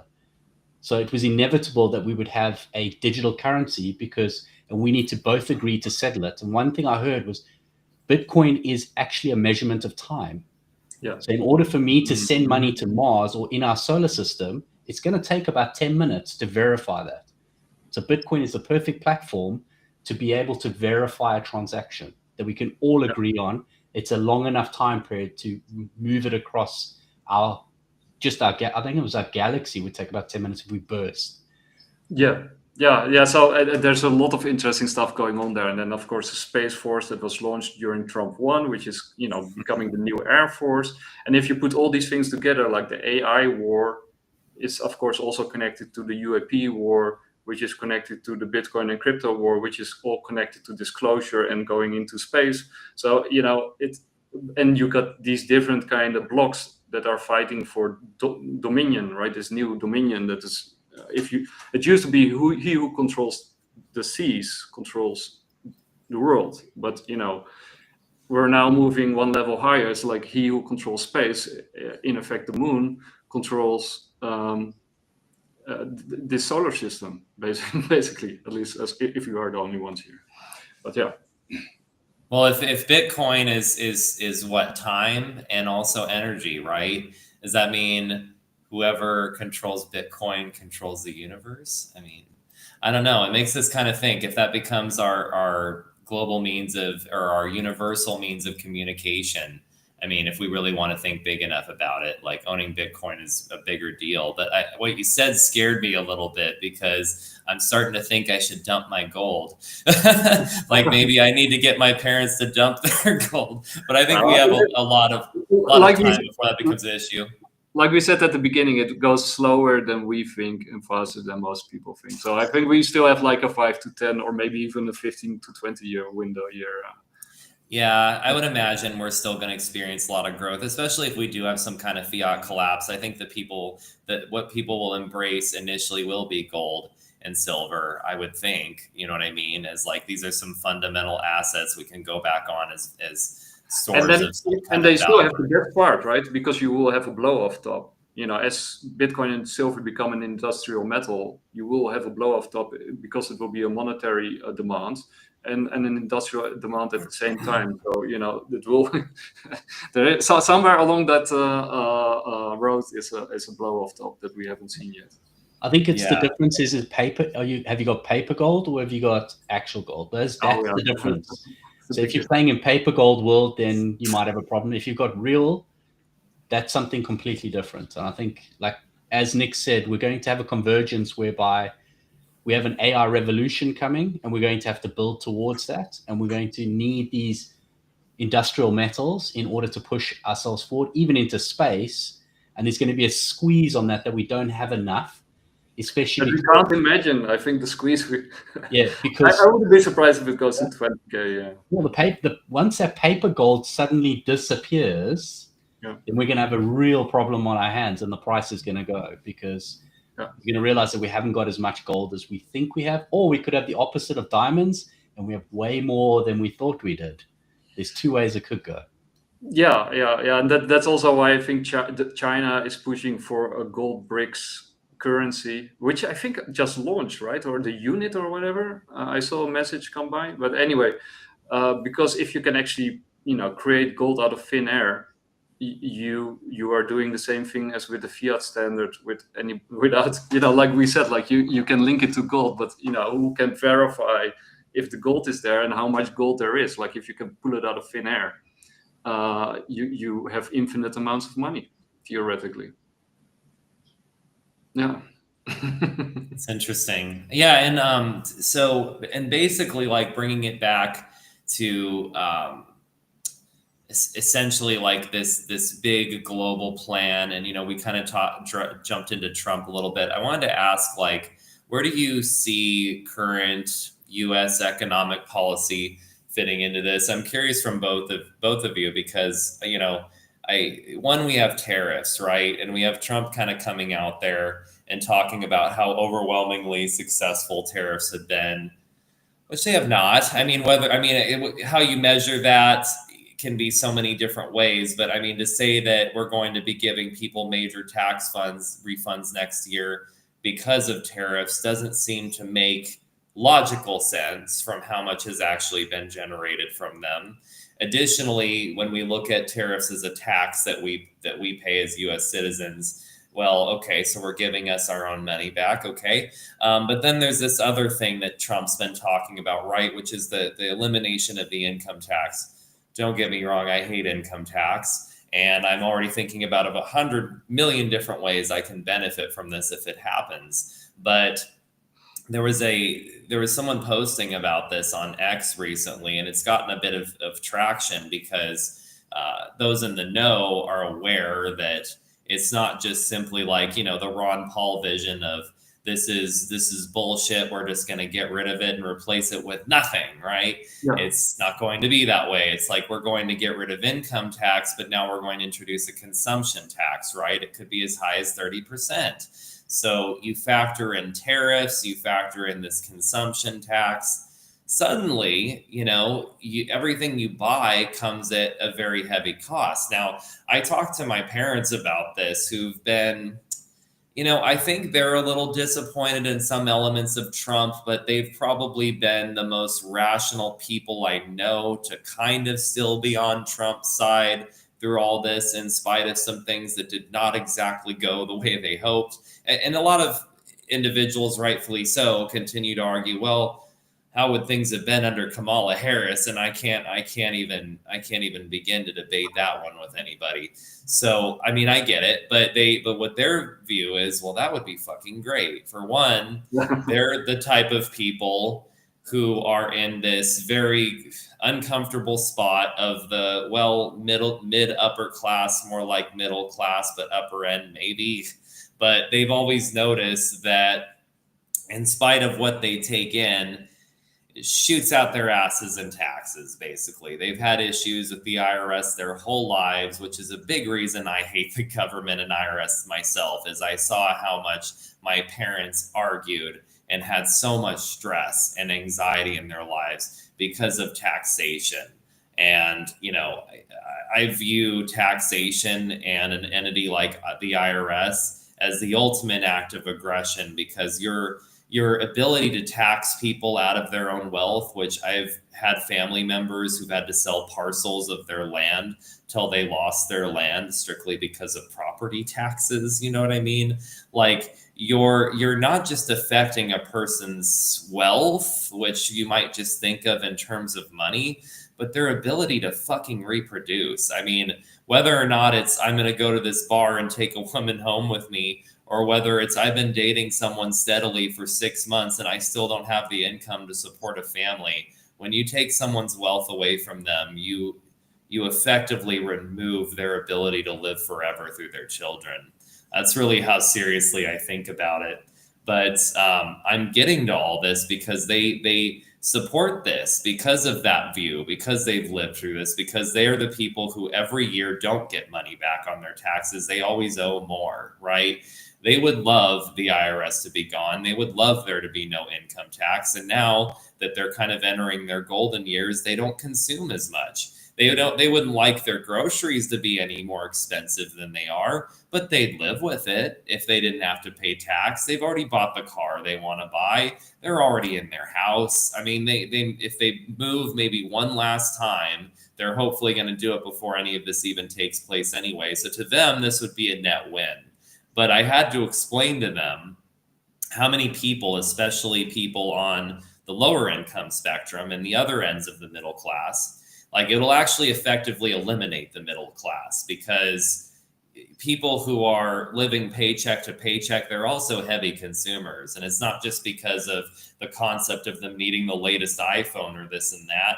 It's also the fact that these are the people who take loans. These are the people who constantly have to get new vehicles or rely on public transportation to get to their jobs. Their cars are breaking down all the time. They're having to bring them in for servicing all the time because they can't afford a newer model, and how this affects loans. And then you got Trump introducing 100-year mortgages or some shit. I don't know. It's getting pretty fucking wild. But my point is, how does that factor in and converge? Because in my view, if there's going to be such heavy winners and losers, and you're going to penalize people who consume in the United States, you have just created the ultimate incentive for people to offshore. And this is going to be my one pitch for myself, but I handle offshoring with the Vitality Agency here in Georgia. So if you're ever looking to offshore, now's the time. But seriously though, like, how does this all come together in being some kind of economic benefit for America? How does all these other things that we're talking about, tariffs, what Milei is working on, this global surveillance state, this means of control, CBDCs, how does this all like culminate? Where do you guys see it, I guess, going from here? You want to go first, Haddy? Yeah. So I think the US is in the early stages of capital control. And I think stable coins are going to be a form of capital control. I think tariffs would take longer than Trump's term to actually see the benefits to America if they really wanted to convert. And it really would require a lot of people to reframe the way they think about things. I think tariffs ultimately are going to make America more self-sufficient. So I think that will force re-onshoring. And I think it will make as a country, it'll make it a lot more secure because it won't be as reliant on the rest of the globe. And I think ultimately it will, the American people would need to suck up that pain for a while because it's going to be painful to transition. I think possibly AI together with robotics can solve a lot of the problems and shorten that time span for you. But it depends on the greed of corporations, of how that plays out and what special treatments are given. And I think the biggest problem with America is there are two classes. There are people who get a hall pass and people who don't get a hall pass. And when you talk about taxation, that's one of them. So I think there's not equal access yet in the US. And there's not a level playing field. But I think ultimately the tariffs will work if given enough time. And I think it will create more self-reliance. But I don't think the Americans are ready, as people, are ready to take the risk without understanding what the consequences will be for the next generation. I think that's ultimately where it lies. And taxation, I think we've got used to taxation around the world. I don't know if there's another way to do it, but I also think that stable coins are going to be the next form of taxation. I think your tax is going to be built into your transaction, and that's how the government is going to feed itself through every transaction. So just like networks now with Bitcoin, we pay the miner. I think we're going to get to the point where we're going to pay the miner plus the government. There's going to be a tax built into things that we'd have to pay, and we won't even see it. It'll just automatically be taken off. And that'll be convenient for all of us, and then they can dictate that price. I think dystopic. Yeah, fundamentally, I agree with like a lot of what you're saying in terms of where this is going. I mean, as an ANCAP, you know how I feel about taxation and tariffs are taxes, but I get what they're trying to do is they're trying to, I mean, the idea is what to incentivize production in the country, right? I understand that. And fundamentally, if you create those incentives, the goal is to bring everything in. It's just right now, I think what people are definitely focusing on, if we're just looking at that aspect, if we even believe that the government can institute tariffs and actually force people to move their businesses back to America, if we actually believe that, we also have to say, are people going to stay in it long enough to reach that end? Are they going to be comfortable with it? And when people are already uncomfortable with their grocery bills, and it's so far resulted in more, expensive costs for consumption to people locally, I think that's kind of the question, is whether or not they're going to stay with it. And that's where kind of like, if you loop in this idea that we're going to get rid of income tax, and again, we can't just do that without introducing something which, they've said, this conservative commentator who posted about this, like, the idea is to replace it with a consumption tax, right? Now you're looking at products might be, if we're being conservative, might be, let's just say 20% more expensive, which is bullshit. We all know that like inflation's way higher than they've actually told us it is. But let's just say that we haven't even started QE yet. Yeah, let's just say that it's 20%. I'm being conservative here. And let's say we had a consumption tax of 30%. So we're going to raise prices by 50% from people who already can't afford them now. And we're going to introduce longer loan periods to put people in more perpetual debt. And we think people are going to go along with this. Maybe they will. Maybe I underestimate the human capacity for pain and masochism, but I don't know. I don't see it working out, especially if these two ideas converge. But again, I wouldn't argue that myself that I have the best full grasp of how the economy works, and I'm not saying that to dispel my understanding of it, which I think is better than most, but there are just individuals who understand these inner workings of debt and incentive structures and on a global scale that I just have to argue is better than my own. But just like with just a fundamental understanding to it, it does not make sense to me. Like how... The way I look at it is like this. So we already established what Larry Fink said a couple of years, like when deglobalization started, like that the countries with small populations are in a better position than those large countries with large populations. But the biggest danger from government perspective is a middle class, right? So you have to get rid of your middle class as fast as possible, or put them in chains, right, or bondage. So you put them in debt or UBI, which will of course be a CBDC or a stable coin, which is basically the same thing. But you will also create this incentive in order to shut borders, close borders, because you want to control the area, but you want also to get rid of those people you basically want to get rid of as many people in as many different ways as you can. And the middle class is the most dangerous group of people. And you see the same thing in the Middle East, right? Because they transferred all their productive ages from like let's say 20 to 40. They're now all in Europe, right? So the Middle East is also being cleaned up. And I think BlackRock is sort of setting, it's moving. The financial center of the world, as Johnny Law often argues, is moving to Abu Dhabi and the Gulf states, right? That will be sort of the new London. And Europe, I think, is just, going to be sacrificed and slaughtered on the altar, right? Because somebody has to bear the brunt of these changes. And America, because of the new system will be mostly robotics, Internet of Things, AI. You just need way less people, right? I mean, like Steve says, some people will become way more productive, but as each of those people become like doing the work of 100 other people or 1,000 other people, what do you do with those 100 and 1,000 other people, right? UBI, right?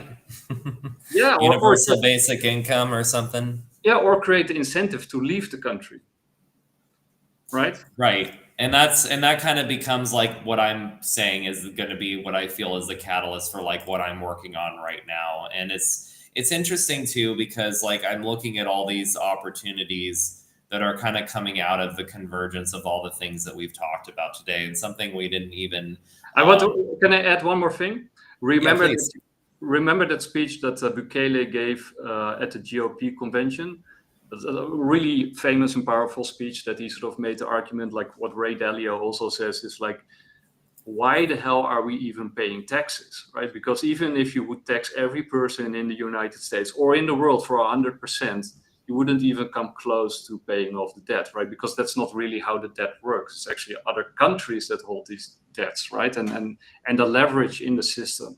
So you can ask yourself, why are we even paying taxes? Like, what is the point of taxes? Are taxes not in themselves a control system? Maybe it's not even about the money, right? I agree. I mean, that's my argument for why I don't believe in paying taxes. I'll just say that. And then, in the past, like when you go centuries in the past, like most taxes were actually pretty low. Right, sometimes they were high, but in general they were not that high. Wasn't it like slaves to Pharaoh would pay 20% of their crop yield? Yeah, there were periods that it was heavy, right? Especially as these societies, disintegrated and moved into, in untenable debt, like at the end of Roman society or at the end of the Egyptian society. So you had these debt cycles, where in the past you also had like this 10-year, was it? I forgot if it was 10 or 50 years, but somewhere in that range you had this debt jubilee, and you had like two different levels of debt, but one of them was forgiven, and then slaves were released, and etc. Interesting. Yeah, no, I think it's all about creating the illusion that any of this actually matters. And coming back to Japan, for instance, I kind of fit this in because it was a pretty profound experience. But I went on this retreat there, and I took some time to kind of learn about what was happening in Japan, the devaluing of the yen, some of the things that we talked about earlier. But there's also some interesting things happening culturally, and it kind of ties into some of their business opportunities as well. So I was at this retreat, which took place at a temple, and we had many talks that were given by different individuals, including a discussion on Buddhism that finally made the connection to me that that's basically what I believe. Do I really practice any faith, like religiously? But Not really, but do I have beliefs that are very much in line with it? Yes. And it was interesting to me because they talked about how the government is very much involved with religion there, such to that, he didn't explain his particular beliefs, but you could read between the lines and you'd understand. So you have Shintoists and Buddhists, and you'd say, well, what's the connection between Shintoists and Buddhists? And if you follow what's been happening for hundreds of years, that was established like 1,000 years ago, they're considered almost the same. It's almost like a different language for saying the same thing. What they view as the Buddha or the teacher in Buddhism is very similar to what they view as their faith structure, their preacher, their whatever you want to call it in Shintoism. There's somebody who could speak better about this, is just what I gathered just from like my short retreat, which was like 2 days. And about 100 years ago, the government came in and decided they are not the same.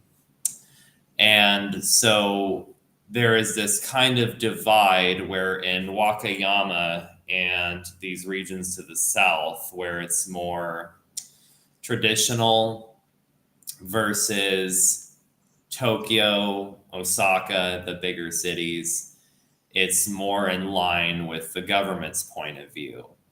And in a strange way, if you were trying to figure out somebody who's involved in religion or cares about it, if they're a statist or not, you might just simply ask them if they think Shintoism and Buddhism are related or not, because their answer would tell you a lot about whether they buy the government's perspective in the last 100 years of them being different, or whether they subscribe to the time-honored tradition that's been hundreds of years, 1,000 perhaps. And he said this, which I love about people in this culture, Japanese people. He said this, and you knew exactly what he believed without him having to tell you. And he also talked about things like how they have a addition that they're doing to their temple, but they have to be careful how they talk about it, because how you use something for profit versus something that might be a spiritual use and you get donations for, well, they're taxed and classed differently, but you might have certain properties that fit into both. And what I'm getting into from all this is, with what's happening in Japan, you might ask yourself, is there still economic opportunity there? And there is. And what they've done is quite interesting. And this organization that I've stumbled on, I'm pretty intrigued by what they're doing. But this metric is what stood out to me the most, is that they have 70,000 temples in Japan. That's their history there. They have 70,000 temples. And 1/3, or about 23,000 of them, will fall into disrepair in the next year or in a very short space of time. The reason being is that they are not producing enough monks to maintain these temples, thus that most temples do not even have one monk per temple to maintain. So you have thousands of temples with all this history that are just falling away to time because nobody can maintain them. Temples that could be a person's home, temples that could be a hotel, temples that could be used for a corporate retreat. That's like what I went on, this sort of spiritual retreat. And so they have this investment opportunity where they're basically renovating these properties and segmenting ownership like a DAO. Granted, there's some issues with that too, because Japan has very strict securities laws, such that if you were to issue a token for this, at least in the country, it could create potential problems if you weren't registering in a very specific way. But they're trying to do it under a KK. I'm not going to try to pronounce it because I'll butcher it. I'm still learning the term, but it's like a type of LLC that they have there where they can structure shares and ownership so that people can basically manage it a very similar way as like a DAO. And they could issue shares to a local community who wants to be involved in the preservation of their their history locally.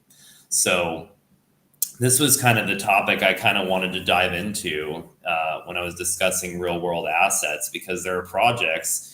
QE Finance is a great example.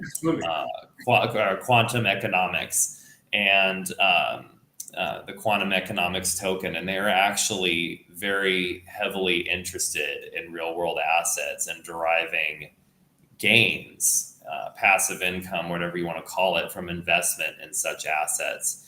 And it's interesting to me that in spite of, or with indifference to, all this economic instability worldwide, we continue to find opportunities for capitalism to win and bring up and save history and create new economic opportunity where it may not exist for other individuals, because you can literally buy a share of one of these temples for like $2,700.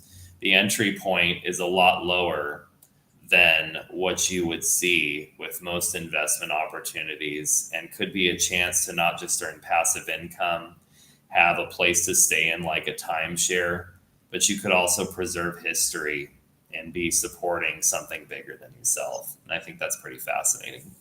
Yeah, no, actually, we did an interview, I think 2 years ago. I think we came across them via Andy Lian, but it was, I think it was a Korean or a Japanese group who sort of did exactly this. I forgot the name of them, but it was also a DAO who was sort of investing in religious sites. But yeah, I think it sort of really ties into what we were just talking about, because as this economy, as far as it is engineered or natural, it doesn't really matter, but at some point it will, you get these booms and busts. And that's also why, and these booms and busts creates opportunities, right? I mean, in Weimar Germany, you got this huge wealth transfer from one group of people, the middle class and the elderly, to sort of the younger people who were invested in stocks and gold, right? So, and especially stocks. And you're seeing that right now, like there's this huge wealth transfer, and that will be, people like us who are in crypto and Bitcoin, but also people in gold and silver, and and in these kind of opportunities. And as this sort of system transforms, a lot of people will go bust, and other people will boom. And I think also with America and the property taxes and all the stuff that we already talked about, and the same thing is also with Japan is also closing off, right?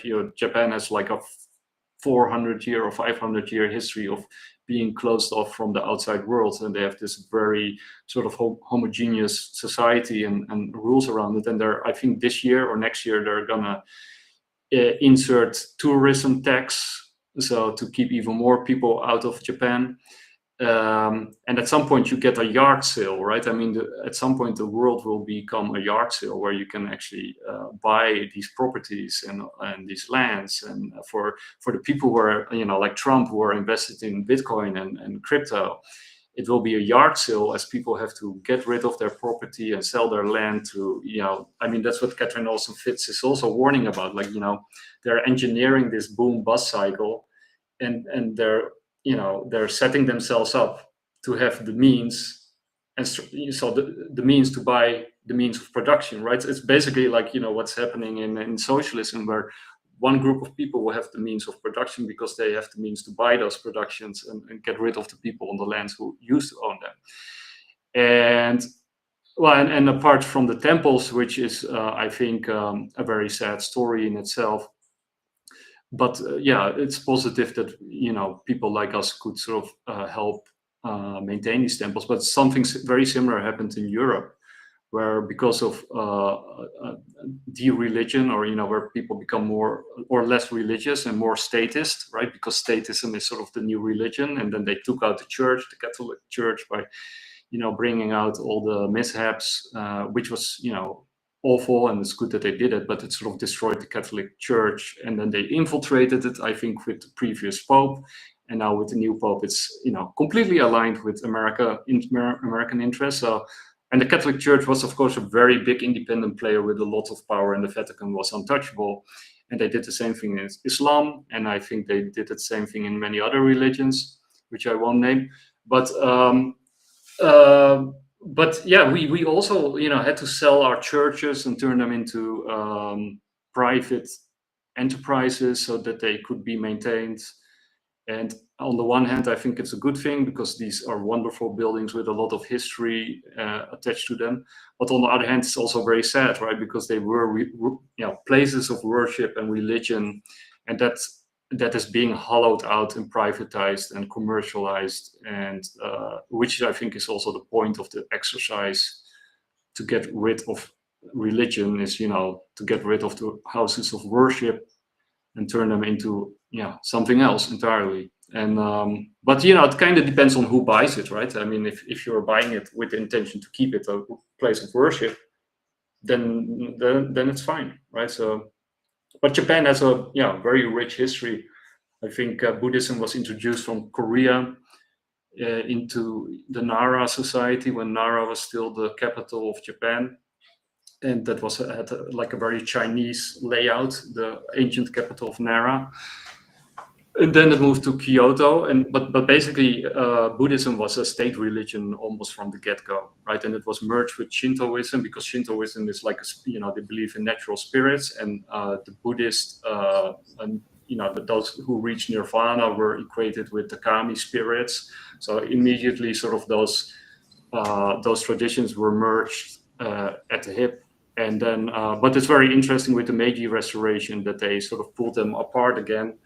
And of course, Shintoism played a very huge role in kamikaze pilots and believing in the purity and uniqueness of Japan in the Second World War, of leading up to the Second World War. Yeah, I mean, it's the idea too when they talk about not that I'm trying to, I guess, reduce it to just being like it's a reason to be a suicide bomber, kamikaze bomber. But, it's a beautiful religion. Actually, kamikaze, it means holy storm, and it was actually the samurai who defeated because the Mongols were, spreading all over Central Asia, all the way to Europe, but they even sort of had 2 invasions of Japan, right? Where they had like this huge Mongol fleet, and it was the samurai who were waiting there on the beach, but it was the storm who defeated the Mongol invasion, and a lot of people died, but it was a holy storm, a natural spirit who destroyed the fleet of the Mongols, which is why Japan was not conquered by the Mongols as well. And then, basically the Mongols had the biggest empire in history apart from the British or the Americans, depends on how you look at it. That's fascinating. Was it like a natural occurrence, but they consider it a spiritual? That's incredible. That's where, I mean, how do you differentiate the two? I mean, we can kind of look at science and we can look at religion and we can look at them as unrelated. You can look at quantum physics and trying to bridge the two, but there is something interesting about the connection between our beliefs and our natural phenomena that surrounds us. And it seems like people who are believers can channel some pretty incredible things into their lives. And that's kind of like what's interesting about what would make a good warrior, what would make a good samurai, etc. If you believe, for example, with Buddhism, this idea that you're impacting your karma. I used to think your karma was something that happened to your soul. I think that's like a Western kind of belief, but your karma is your soul based on this discussion they had. And basically your karma is the sum total of what you've done. So you are what you do, essentially, which is very much in line with what I believe as well. But the idea, I would presume, and again, you could apply this to any kind of situation, but if you die honorably, doing something meaningful to protect your family, to protect your country, to protect like what matters to you, you're essentially impacting your karma in such a way that when you come back into another life, whether that is as another human, as a bird, as a god, whatever it might be, that it's meaningful, that it is not just the end of your existence, but it is the actual transformation of your existence by doing a good deed. And, to meet a group of clear capitalists who I got along with so well, but also to see this kind of like spiritual connection and see that these people, they're not starting with just these 5 temples, right? Like they have a structure such that they want to create other baskets of properties that they can grow this and grow this and grow this, because the inventory is massive. I just told you like 23,000 that'll just fall into disrepair. Yeah. We're looking at like 70,000 without, and this also ties into what we were talking about earlier with like the low birth rate, but also you're talking about people becoming more secular and not continuing the religious practices. I mean, when you can't even get one monk per temple when your population is understandably growing, right? But you have 70,000 temples and you can't maintain them because your religion, or at least your population to maintain them, isn't growing accordingly. That's fascinating to me. But they seem to be a group of people that is doing this the right way. They want to obviously find a way to economically support these opportunities while preserving the spiritual importance of what they represent. And I think finding that balance is tremendously important and tremendously rare. And they seem to be doing that. And they're stepping up in a place where their governments are not, right? Because their governments won't even stand by the belief that Shintoists and Buddhists should be aligned. They want them to be separated in terms of how they practice New Year ceremonies and everything. It's all completely different. If you look at how a cultural place like Wakayama celebrates versus Osaka or Tokyo, night and day different. I mean, there's this divide that's literally perpetuated by the government, but they're also trying to solve this problem while being compliant with that same government. And they don't seem to be bitter about it, but they do seem to have a good sense of humor about it. And I'm excited at looking at opportunities, not just to get involved or to get other people involved in this as well, but to really fulfill the idea of doing this as a DAO, a decentralized autonomous organization that could come in, buy up these properties, and maybe issue a token that's outside of the country to represent it. But even if they can't do it for some reason, because of the properties being located, being local to Japan, whether or not the owners are foreign, I still think there's tremendous opportunity here, because it's just so crazy to think about that we have so many people who are homeless and struggling, and we have like 23,000 temples that'll just fall apart from someone not maintaining it. I'm pretty sure there are 23,000 people globally who, if they were given a free place to live just so that they could maintain it, they would do it. But this is like the disparity of being able to provide value that we struggle with. So it becomes an opportunity, and in situations like this, the right people take over it. And I'm really excited to see what kind of boom we'll have in property in Japan from what they're taking on here. Yeah, and I think you can even sort of cast it in Bitcoin terms. I think we also have to wrap up, because me and Haddy, we both have to go, and it was an amazing episode, and we covered a lot of ground.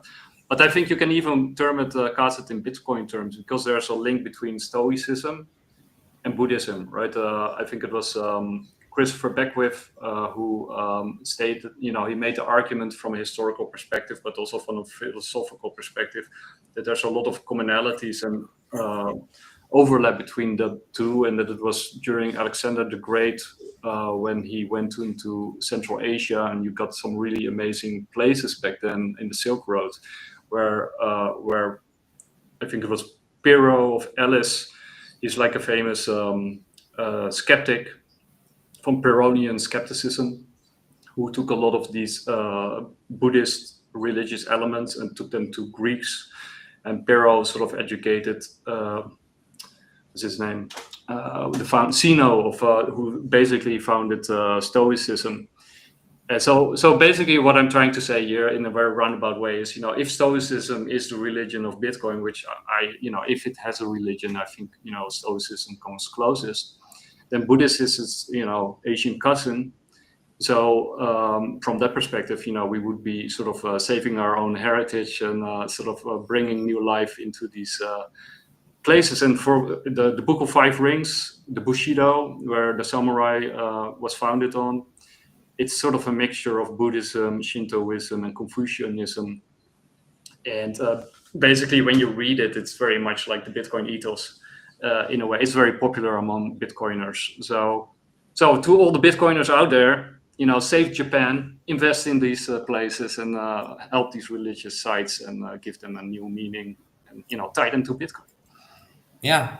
hit me up. I will make the connections for you. But yeah, I'm talking to quantum economics about possible opportunities there to connect the community with it. But like I said, the inventory is so massive, and anybody who's interested, like, there's the inventory. We're looking for investors in this. It could be really good passive income. And thank you guys for coming on and having these discussions today. It was a really wonderful discussion. The only thing we didn't really get to as much as I wanted to is quantum AI, quantum computing and AI. But I think we could have a whole topic just on that. And I think the whole cultural collapse thing we covered in some other terms. So basically we covered everything. And I think this other topic, we could do a whole episode just on that. So maybe we'll consider that for the future.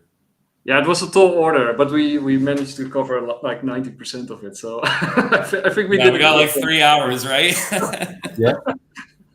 We could watch Titanic in this amount of time. For the the digibiters who are watching, like, I think Johnny Law couldn't make it for probably personal reasons or whatever, but he will probably be on a future. So good stuff. Yeah, let's wrap it up.